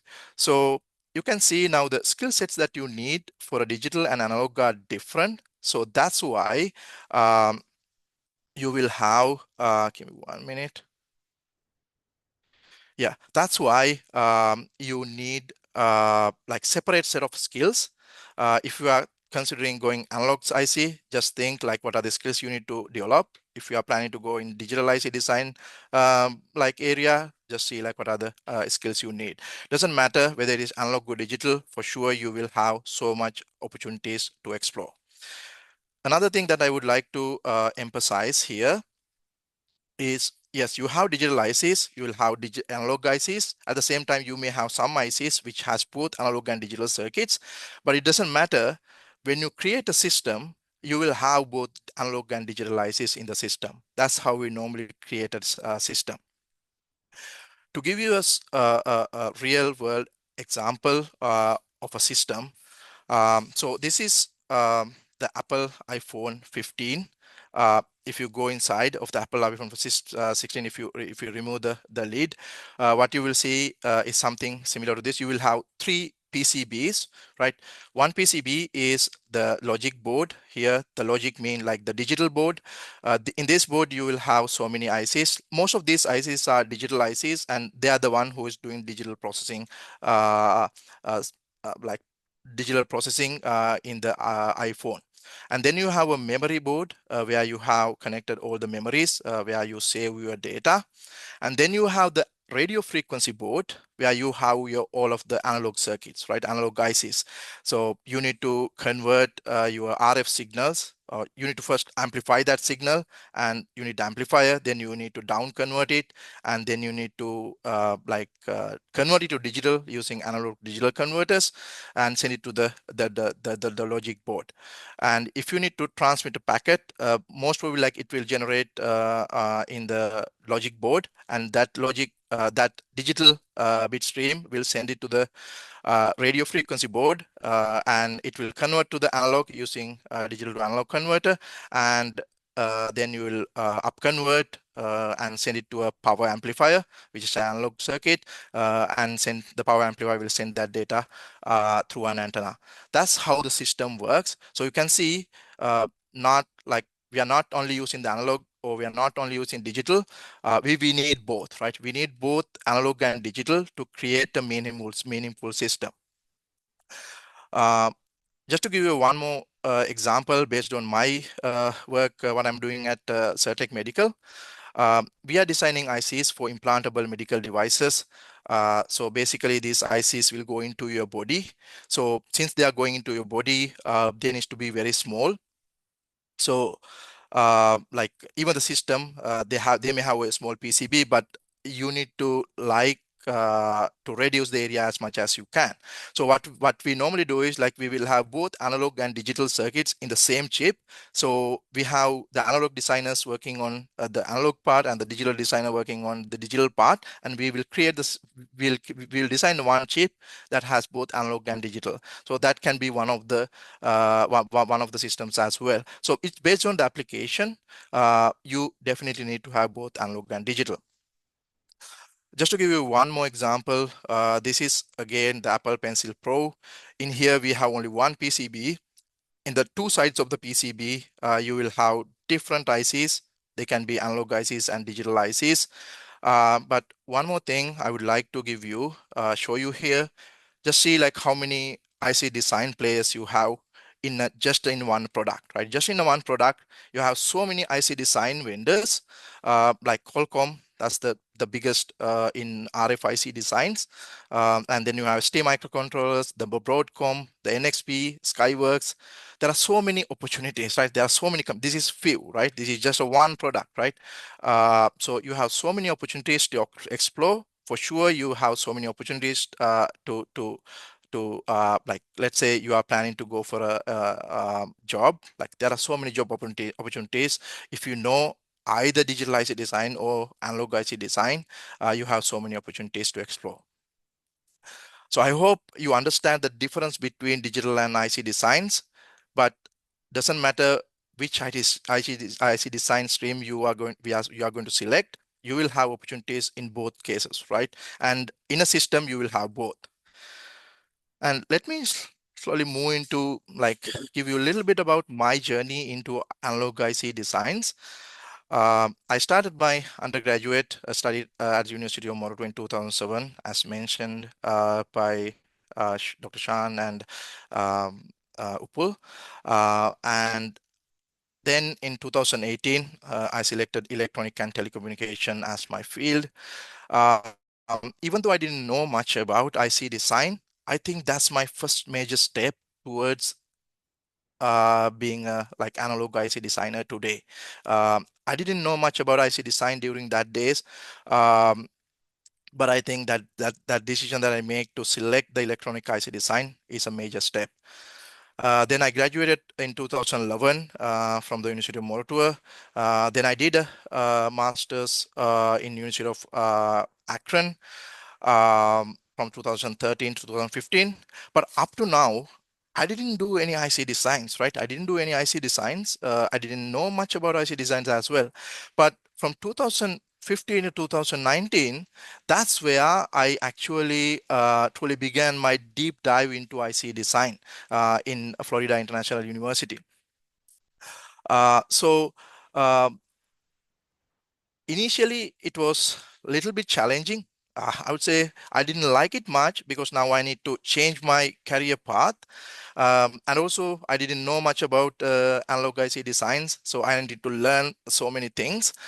But now when I look back, I think that's one of the best decision I made in my life.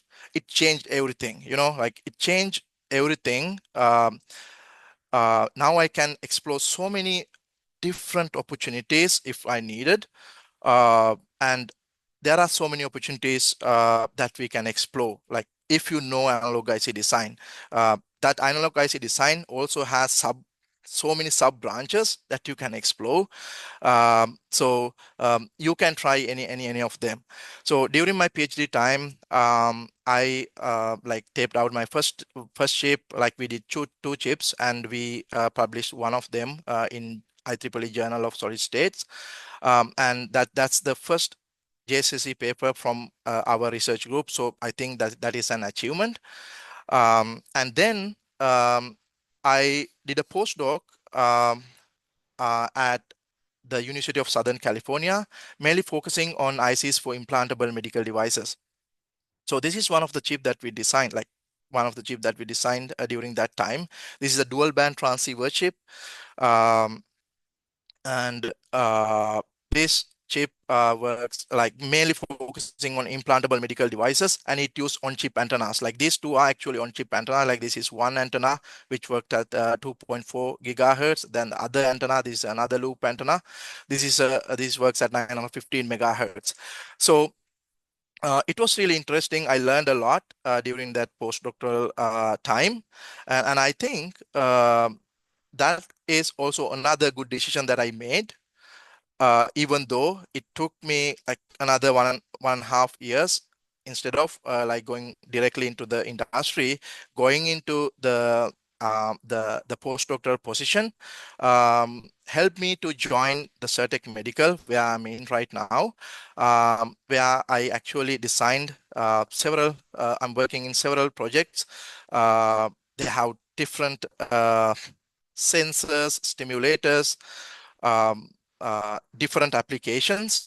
So every day I had to learn something. So it's very interesting. Every day you have to learn something, and you can you have so many paths to explore, even in a one project. Not just the piece, not just the IC, like the complete system which is going inside your body. Like there are so many things that you can learn. So the key takeaway from this slide is I started my focused journey into IC design during my PhD, right? In 2015, now it is 2025, so just 10-year time, right? I believe like most of you are from like maybe just started your undergraduates, or maybe in the middle of the undergraduate, or like maybe just started your master's, but you are still not too late to start exploring this exciting field, right? You guys have time to do that. So start exploring this area. It is fascinating, right? So let me show you some of the future directions, or like some of the sub branches you may have in the analog IC design. Like that's the core branch. And then you have several sub branches that you can explore. In each of these sub branches, you may need a little bit of special skills that you need. But when you get into it, like you will learn it, right? And let me go through a couple of them, and let me start with this one. This is neuromorphic AI accelerators. So what they are doing is actually they are mimicking the biological neurons and synapses using analog circuits. Why they are using analog circuits? To create ultra low power accelerators for AI applications. So here, this chip is from IBM, fully analog AI chip, AI accelerator, that consume, like what they are claiming is they are claiming is like it is 14 times better than the counterpart, which is the digital computer, for a similar application. So main thing is like you can reduce the power consumption of AI accelerators if you are using analog circuits. So this is one of them. And there are so many companies that are working on fully analog AI chips. Some of them are like Intel and IBM. And this is a good reference that you can go through, like just to get an idea, like what is neuromorphic computing, and what are the opportunities you may have, and what are the challenges you may have. So the next one I selected was the silicon photonic ICs. And in the silicon photonics, with the photonic ICs, you will have a CMOS IC as well. Like in the future, like with the growth in the AI field, like in future data centers, right? You need to connect so many CPUs and GPUs together, and they need to have like ultra fast data transmission from one GPU to other GPU, or one CPU to the other CPU.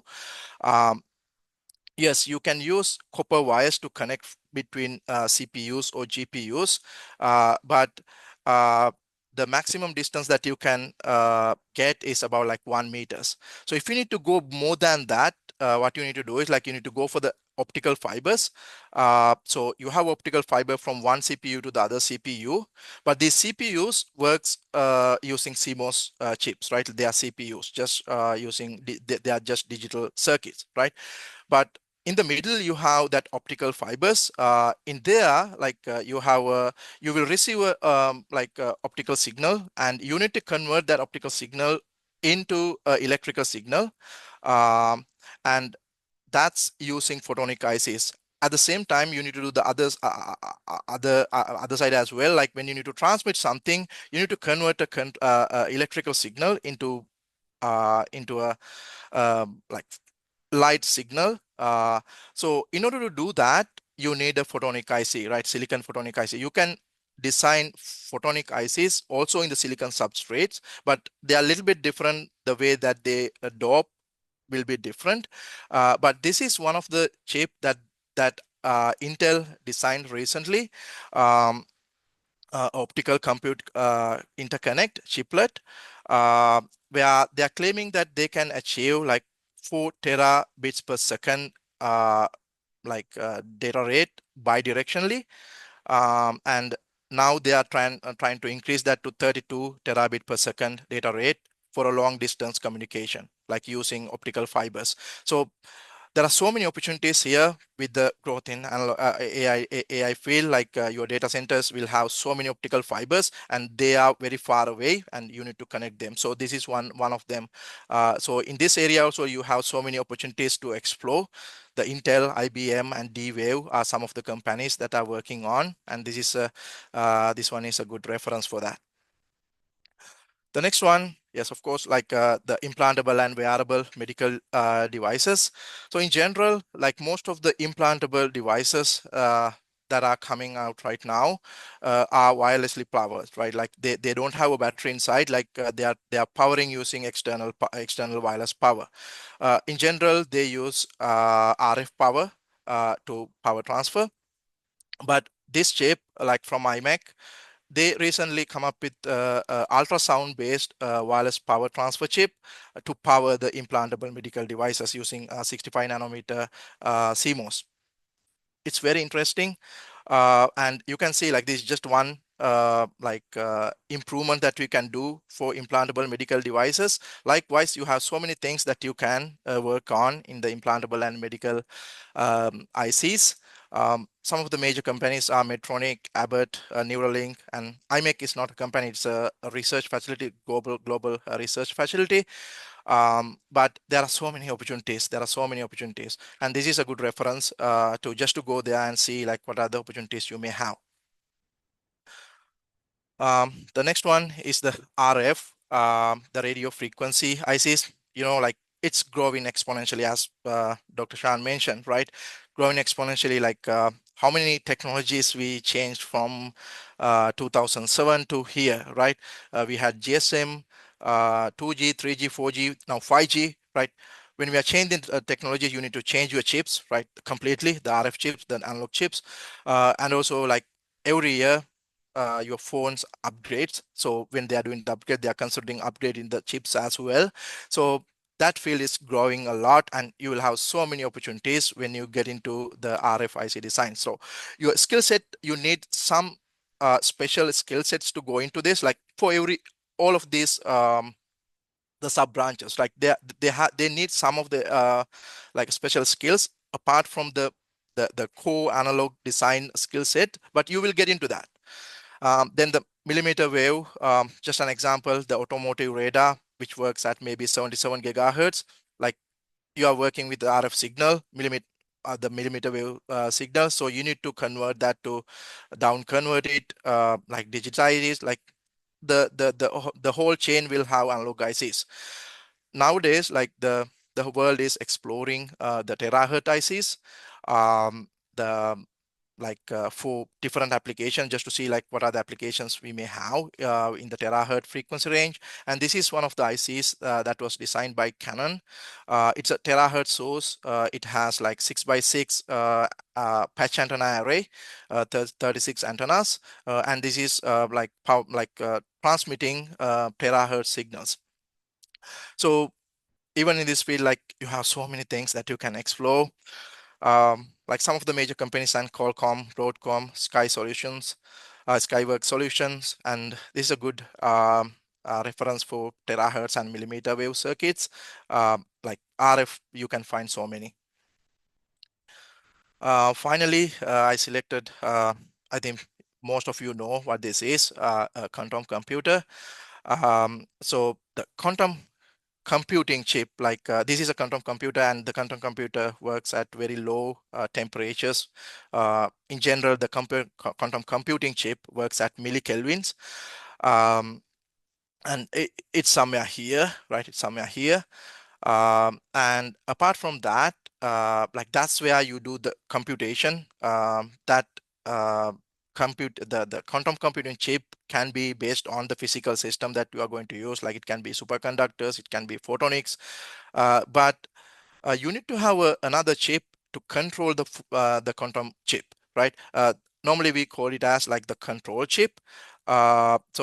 In general, this control chip will be at 4 kelvins, like very low temperatures. So now the challenges you have are different. So based on the challenges you have, your skill sets are a little bit different, but when you get into it, you will learn what it is. And this is from Intel. They recently came up with a new chip. In general, like they are having all the CMOS chips here, but they designed a chip that can go very near to the quantum chip, and it can work at millikelvin temperatures. So it's really interesting. There are so many opportunities, like the companies that works are like Intel, Google, IBM, T-Wave, and this is a good, really good reference that you can go through. I think you got like just to get an idea, like what are the future opportunities you may have in especially the analog IC designs if you are planning to take that route, right? I hope most of you will at least try exploring this area. When you get into it, like you will be addicted to that. You will try to find out like what's going on here, what's going on here, how this circuit works. So it's really interesting.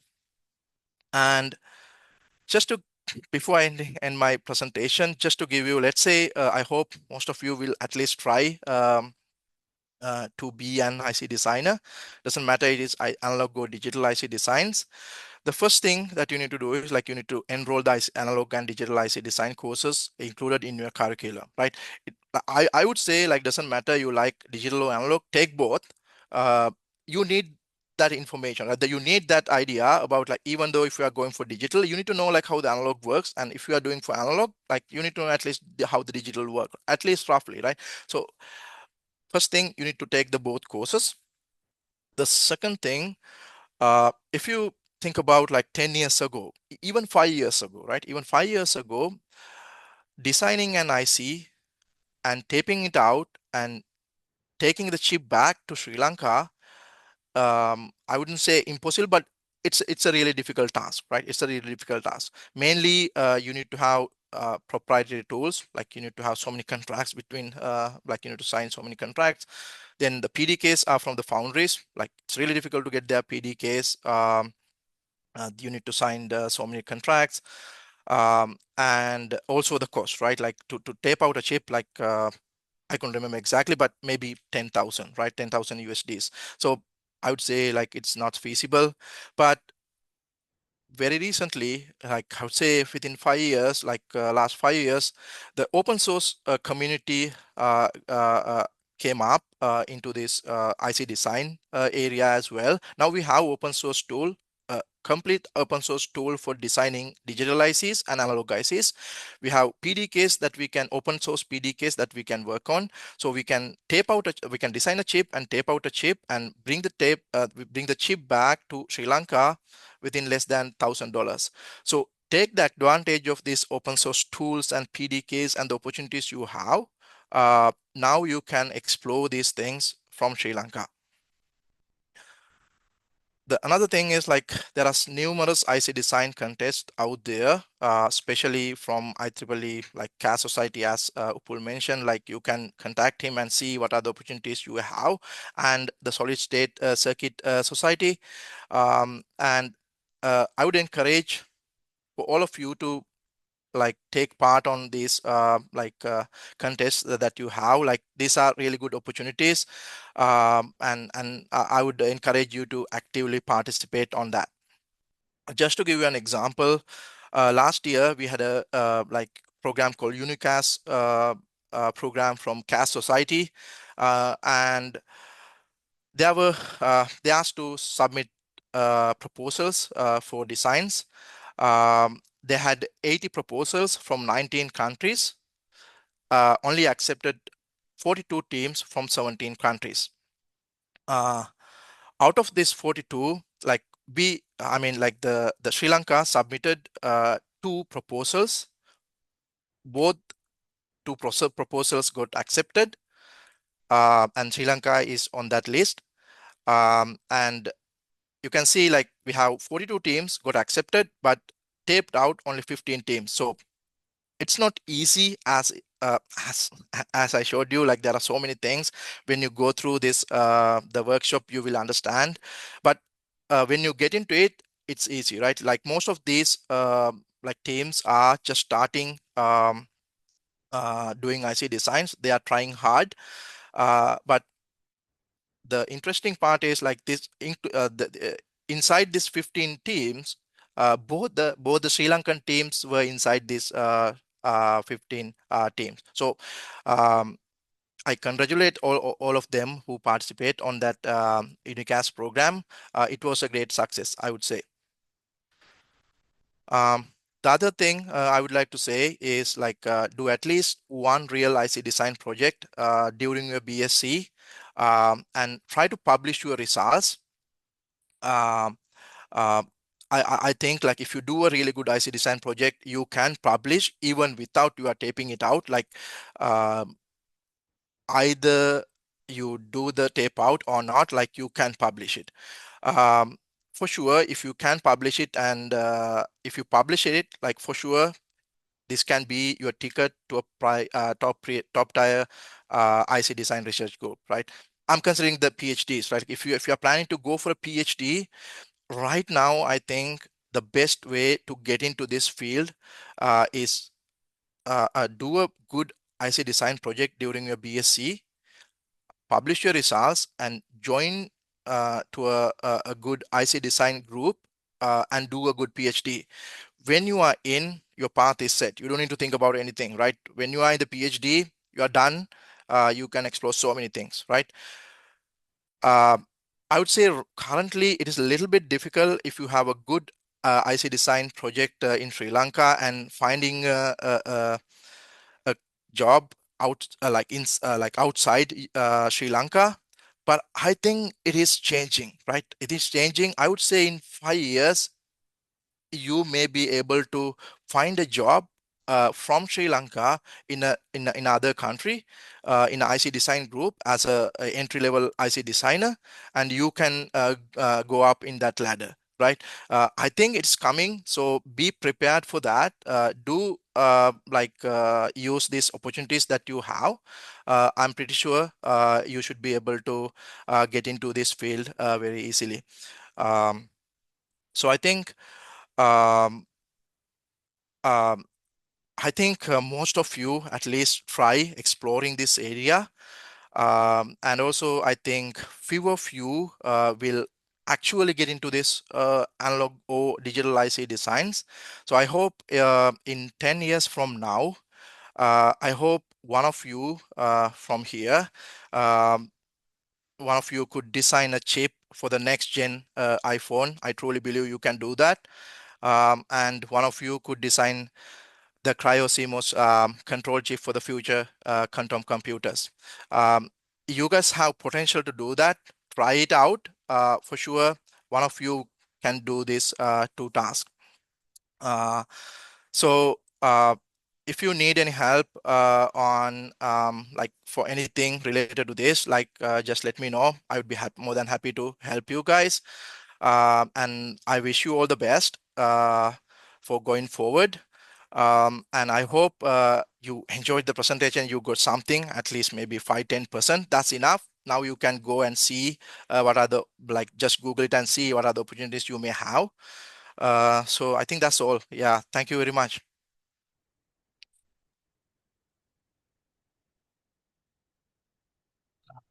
Yes.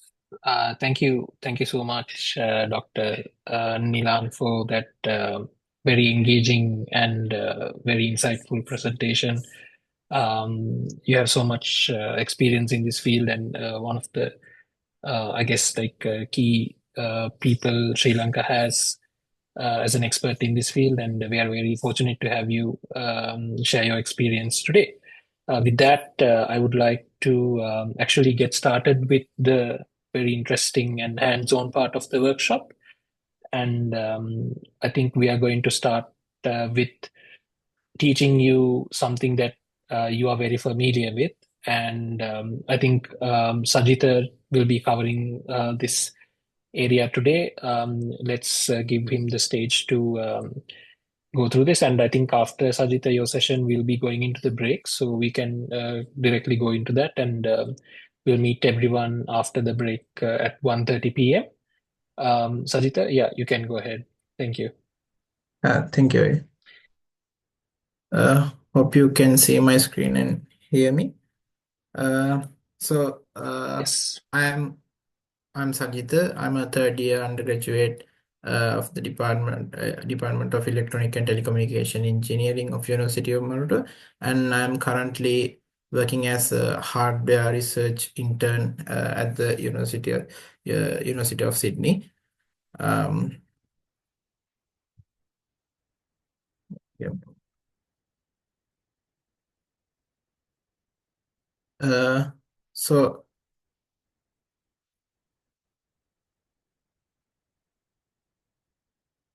So there are more advanced devices, as Dr. Nilan discussed. There are photonic devices which can be implemented in IC. But today I'm going to discuss about basic electronic components. And yeah, integrated circuits allow us to compactly implement essential components such as resistors, inductors, capacitors, diodes, and transistors in microscopic scale. These micro devices is very helpful in modern electronics uh, because not only they are compact in size, but also they are fast, and for their because of their low power consumption. Before designing an IC, as a start, it's better to keep a small picture in mind how the devices will work and how they look like, and how they can be physically built in an IC.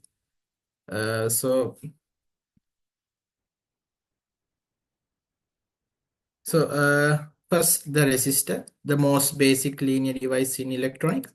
Resistor can control the current flow. Hope you guys know the resistance equation. The resistance can be mathematically modeled with this equation. The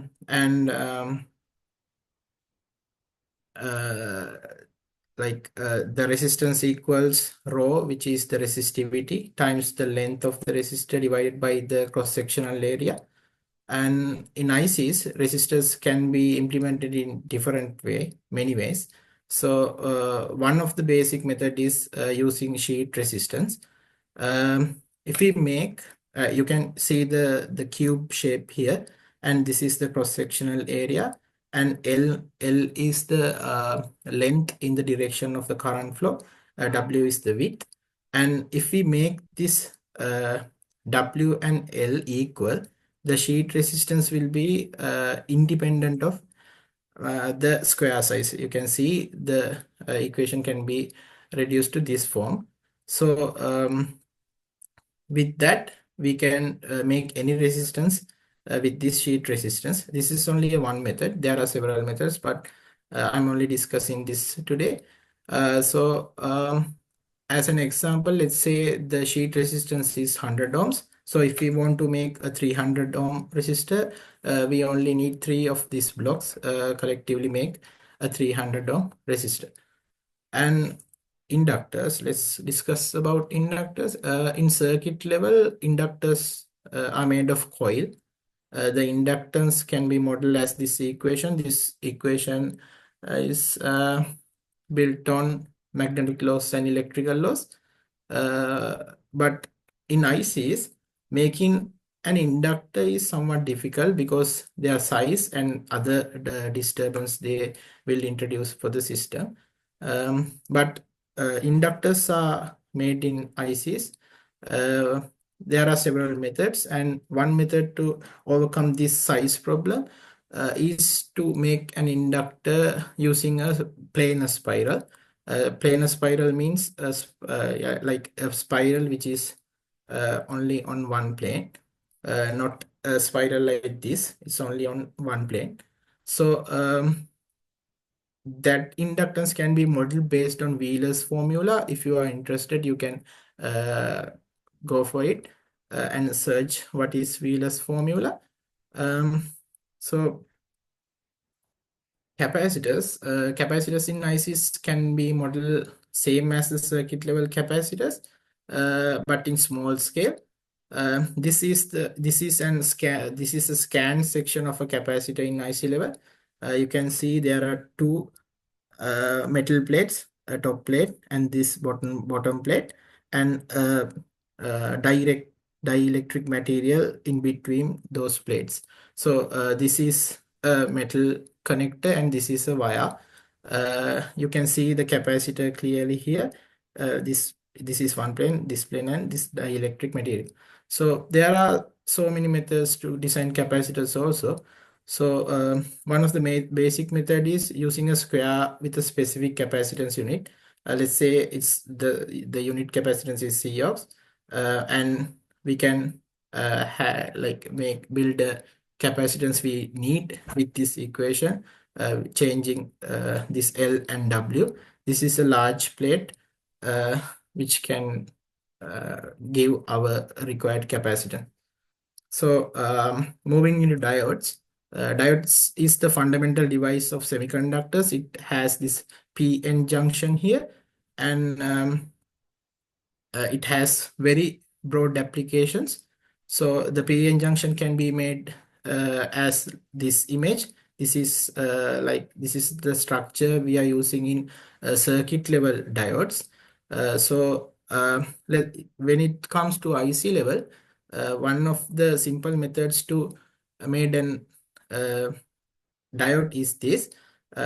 You can see, like, first we have this p-type substrate. P-type means it has holes as the charge carriers, and with on top of that substrate, p-type substrate, we can induce a n-type material. N-type material means major charge carriers are electrons. So we can induce such materials with some IC designing, IC manufacturing techniques, which you can learn afterwards. And another p-type material can be induced like this, collectively make this PN junction, and we have these metal connectors, wires here, to make the anode and cathode contacts. So this is how a simple diode can be made in silicon level. And with two of those PN junctions, we can make the BJT, bipolar junction transistor. As the main application of BJT, it can act as a switch. So the switch, like we always use this kind of switch to control a high voltage with the low voltage signal. So to control low voltage signal, this PN junction must have specific characteristics, like this emitter region need to have highly doped with n-type material, highly doped n-type material, and heavily doped m-type material. And this compared to this difference will be helpful when for this difference is very helpful for this functionality of this BJT. This is the cross-sectional view of a BJT in IC level. You can see the black color strip here. It's a silicon germanium p-type material, and it has this heavily doped N region, which will act as the emitter, and we have this N-type material for the collector. You can see the collector area is somewhat larger than compared to emitter. It also need to be carefully designed to maintain this functionality of this BJT. Those kind of things you have to consider when you are designing an IC for get their actual functionality. This is the scanned image of a cross-sectional of area of a BJT. These white color strips are metal wires, and you can see the emitter here. This dark color area is silicon germanium based, and the whole this area is related to collector. You can see how large the collector compared to emitter. These are not very large scale devices. These are like micrometer scale devices. That's how the technology is there. for miniaturized circuits. In designer's perspective, you will see something like this for BJTs. If you are designing BJTs, you can see the emitter here. This green area is N-type material, and the base, you can see the blue color, these areas as P-type material, and we have around that the N-type material again. So this is how a NPN transistor design can be designed under IHP PDK, 130 nanometer PDK. You will learn how to design those layouts under the PDKs.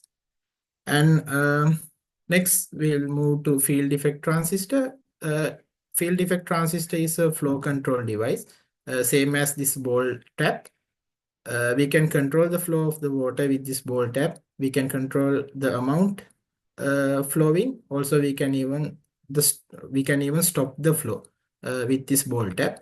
Same as this idea, field effect transistors use electrical field in order to control the flow or make a new channel to conduct the flow.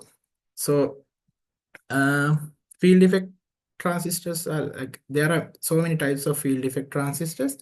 So field effect transistors are popular and useful device since of its capabilities. It's fast and low power consumptions compared to other active devices. So we mainly have junction field effect transistors and metal oxide semiconductor field effect transistors. Both are very important in analog electronics, but today I'm going to discuss about only metal oxide semiconductor field effect transistors. So if you are interested, you can search how the junction field effect transistors work. So basic idea is this. If we apply an electrical field in the direction of these arrows, and if we place a positive charge here, it will move along with in the direction of this electrical field. If we place a negative charge, it will move opposite direction to the electric field. So it's the simple idea behind the capacitors also, but with that property, if we make this layer insulator and apply a positive field here, negative charges of this material try to come near to this insulator. If the charge is strong enough, even the electrons in valence band try to break from their valence band and come up to this area. So it will make it high negative density near this plate and the positive in this other plate.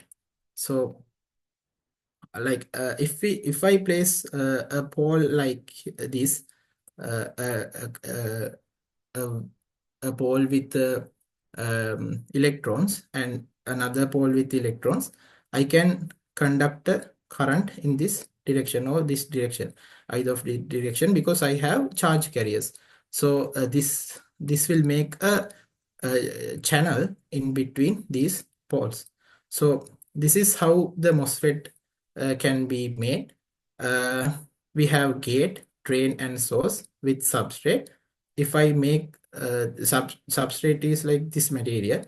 So if I make the gate volt potential is higher than the substrate, the electrons will come up to this area. So if I have drain and source with excess electrons, I can conduct current in between these poles. So this is the main idea behind the MOSFETs. So this video have how the MOSFET will work.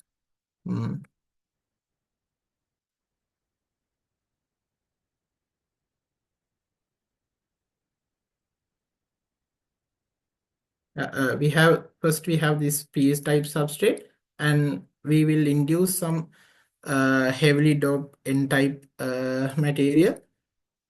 So those represent the poles I have told before, and we have this insulating layer, and on top of that we have this metal layer.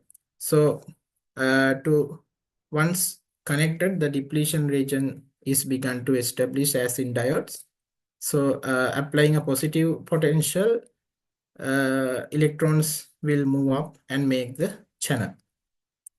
So not with only that we can't conduct the current. We have to apply potential to these nodes. So once we add potential to these nodes, a channel begin to form.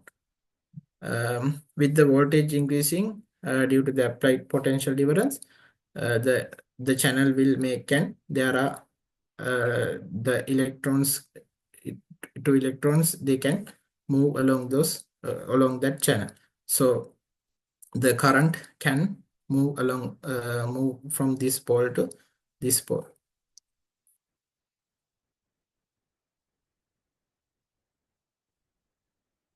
This is a 3D view of MOSFET in IC level.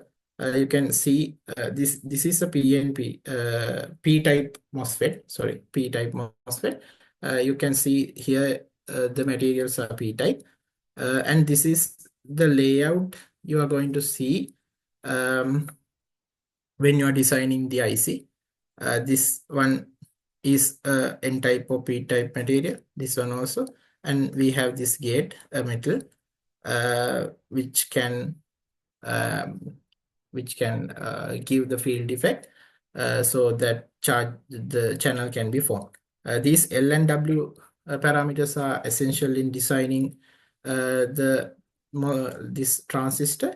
Remember, the L is the length of this gate, this plate along the current, along the direction of the current, and W is the length perpendicular to the direction of current.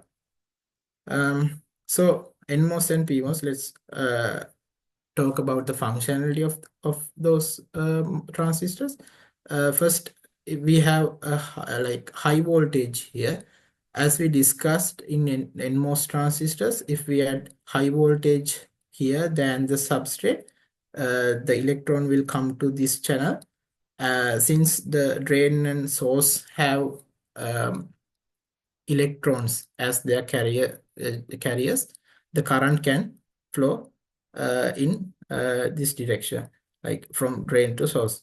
But in PMOS, the carriers are positive charges, holes, so the current can't conduct. Current can't conduct within high voltage state. In low voltage state, in NMOS transistor, the channel will have the positive charges as the channel, and since the drain and source have electrons as the carriers, the NMOS transistor can't conduct the current. But in PMOS, since the carriers are positive charges, the current can be flown in this direction. This is the NMOS and PMOS will work. With that, we can design a simple circuit. We call this as the inverter. You will have detailed description later. Just to know, this is kind of hello world in IC designing. This consists of two MOSFETs. This is the P MOSFET, and this is the N-type MOSFET. As we discussed, when voltage is high, only this transistor will conduct. It will connect the low voltage to Vout. So in high voltage, the output voltage will be low. In low voltage, only this PMOS transistor will work. So it will connect this high voltage to Vout. So the Vout will be higher. So in high voltage, the output will be low, and low voltage output will be high. This is how the inverter works. Simply, it's a NOT gate. And this picture, the one in the middle is how you're going to design it in a layout editor, a layout design tool. You can see the above this area is the PMOS transistor, and this is the NMOS transistor. These are some metal connects. We have these crosses are the wires. You will be learn these later. And this shared gate will act as this part. You can see this part, and we consider as W only this length, because this is the W, and this is W for the NMOS transistor. You can clearly see the NMOS transistor have less length for W than the PMOS transistor, because PMOS transistors carriers are holes, NMOS transistor carriers are electrons. So electrons have higher mobility than the holes. So we need to have a higher W for this PMOS transistor in order to balance the load. And this is a 3D view of this inverter. This area belongs to the PMOS transistor, and this area belongs to an NMOS transistor. You can clearly see the PMOS transistor is bigger than the NMOS transistor. This is the shared gate, and these are the metal connections, and the black ones are the wires. You will have a clear idea about these in later sessions. And in summary for this section, basic devices can be implemented in IC at the micrometer or nanometer scale. Like if you need to compact a system of electronics, you can use this IC designing tools to compact your system into a small area. So this allows electronic systems to be miniaturized into a compact and very small form factor. And to design such systems, you should have clear understanding of how these devices are engineered and manufactured within an IC, and how they behave inside an IC. For an example, the MOSFET. You have to have a clear knowledge how they behave inside an IC, and what properties and the different material should we use in those IC manufacturing. And if you are a designer, you should have a clear picture how the top view of the layout will appears, and the 3D view of the layout will appears. You only see the top view when you are designing, so you have to have you should have the clear idea about this 3D view as well. So that's all about the implementation of basic design devices in IC level.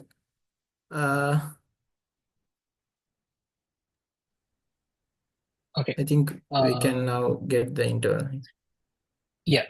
Thank you, Sajita. I think it's 10:30 now.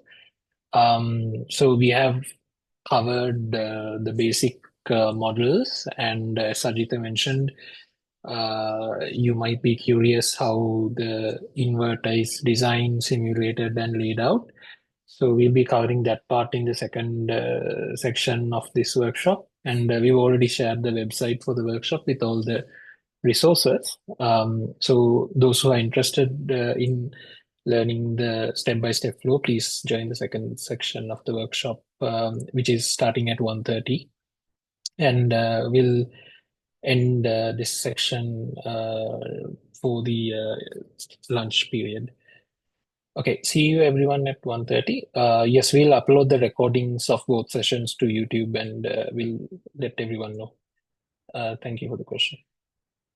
Okay, thank you everyone.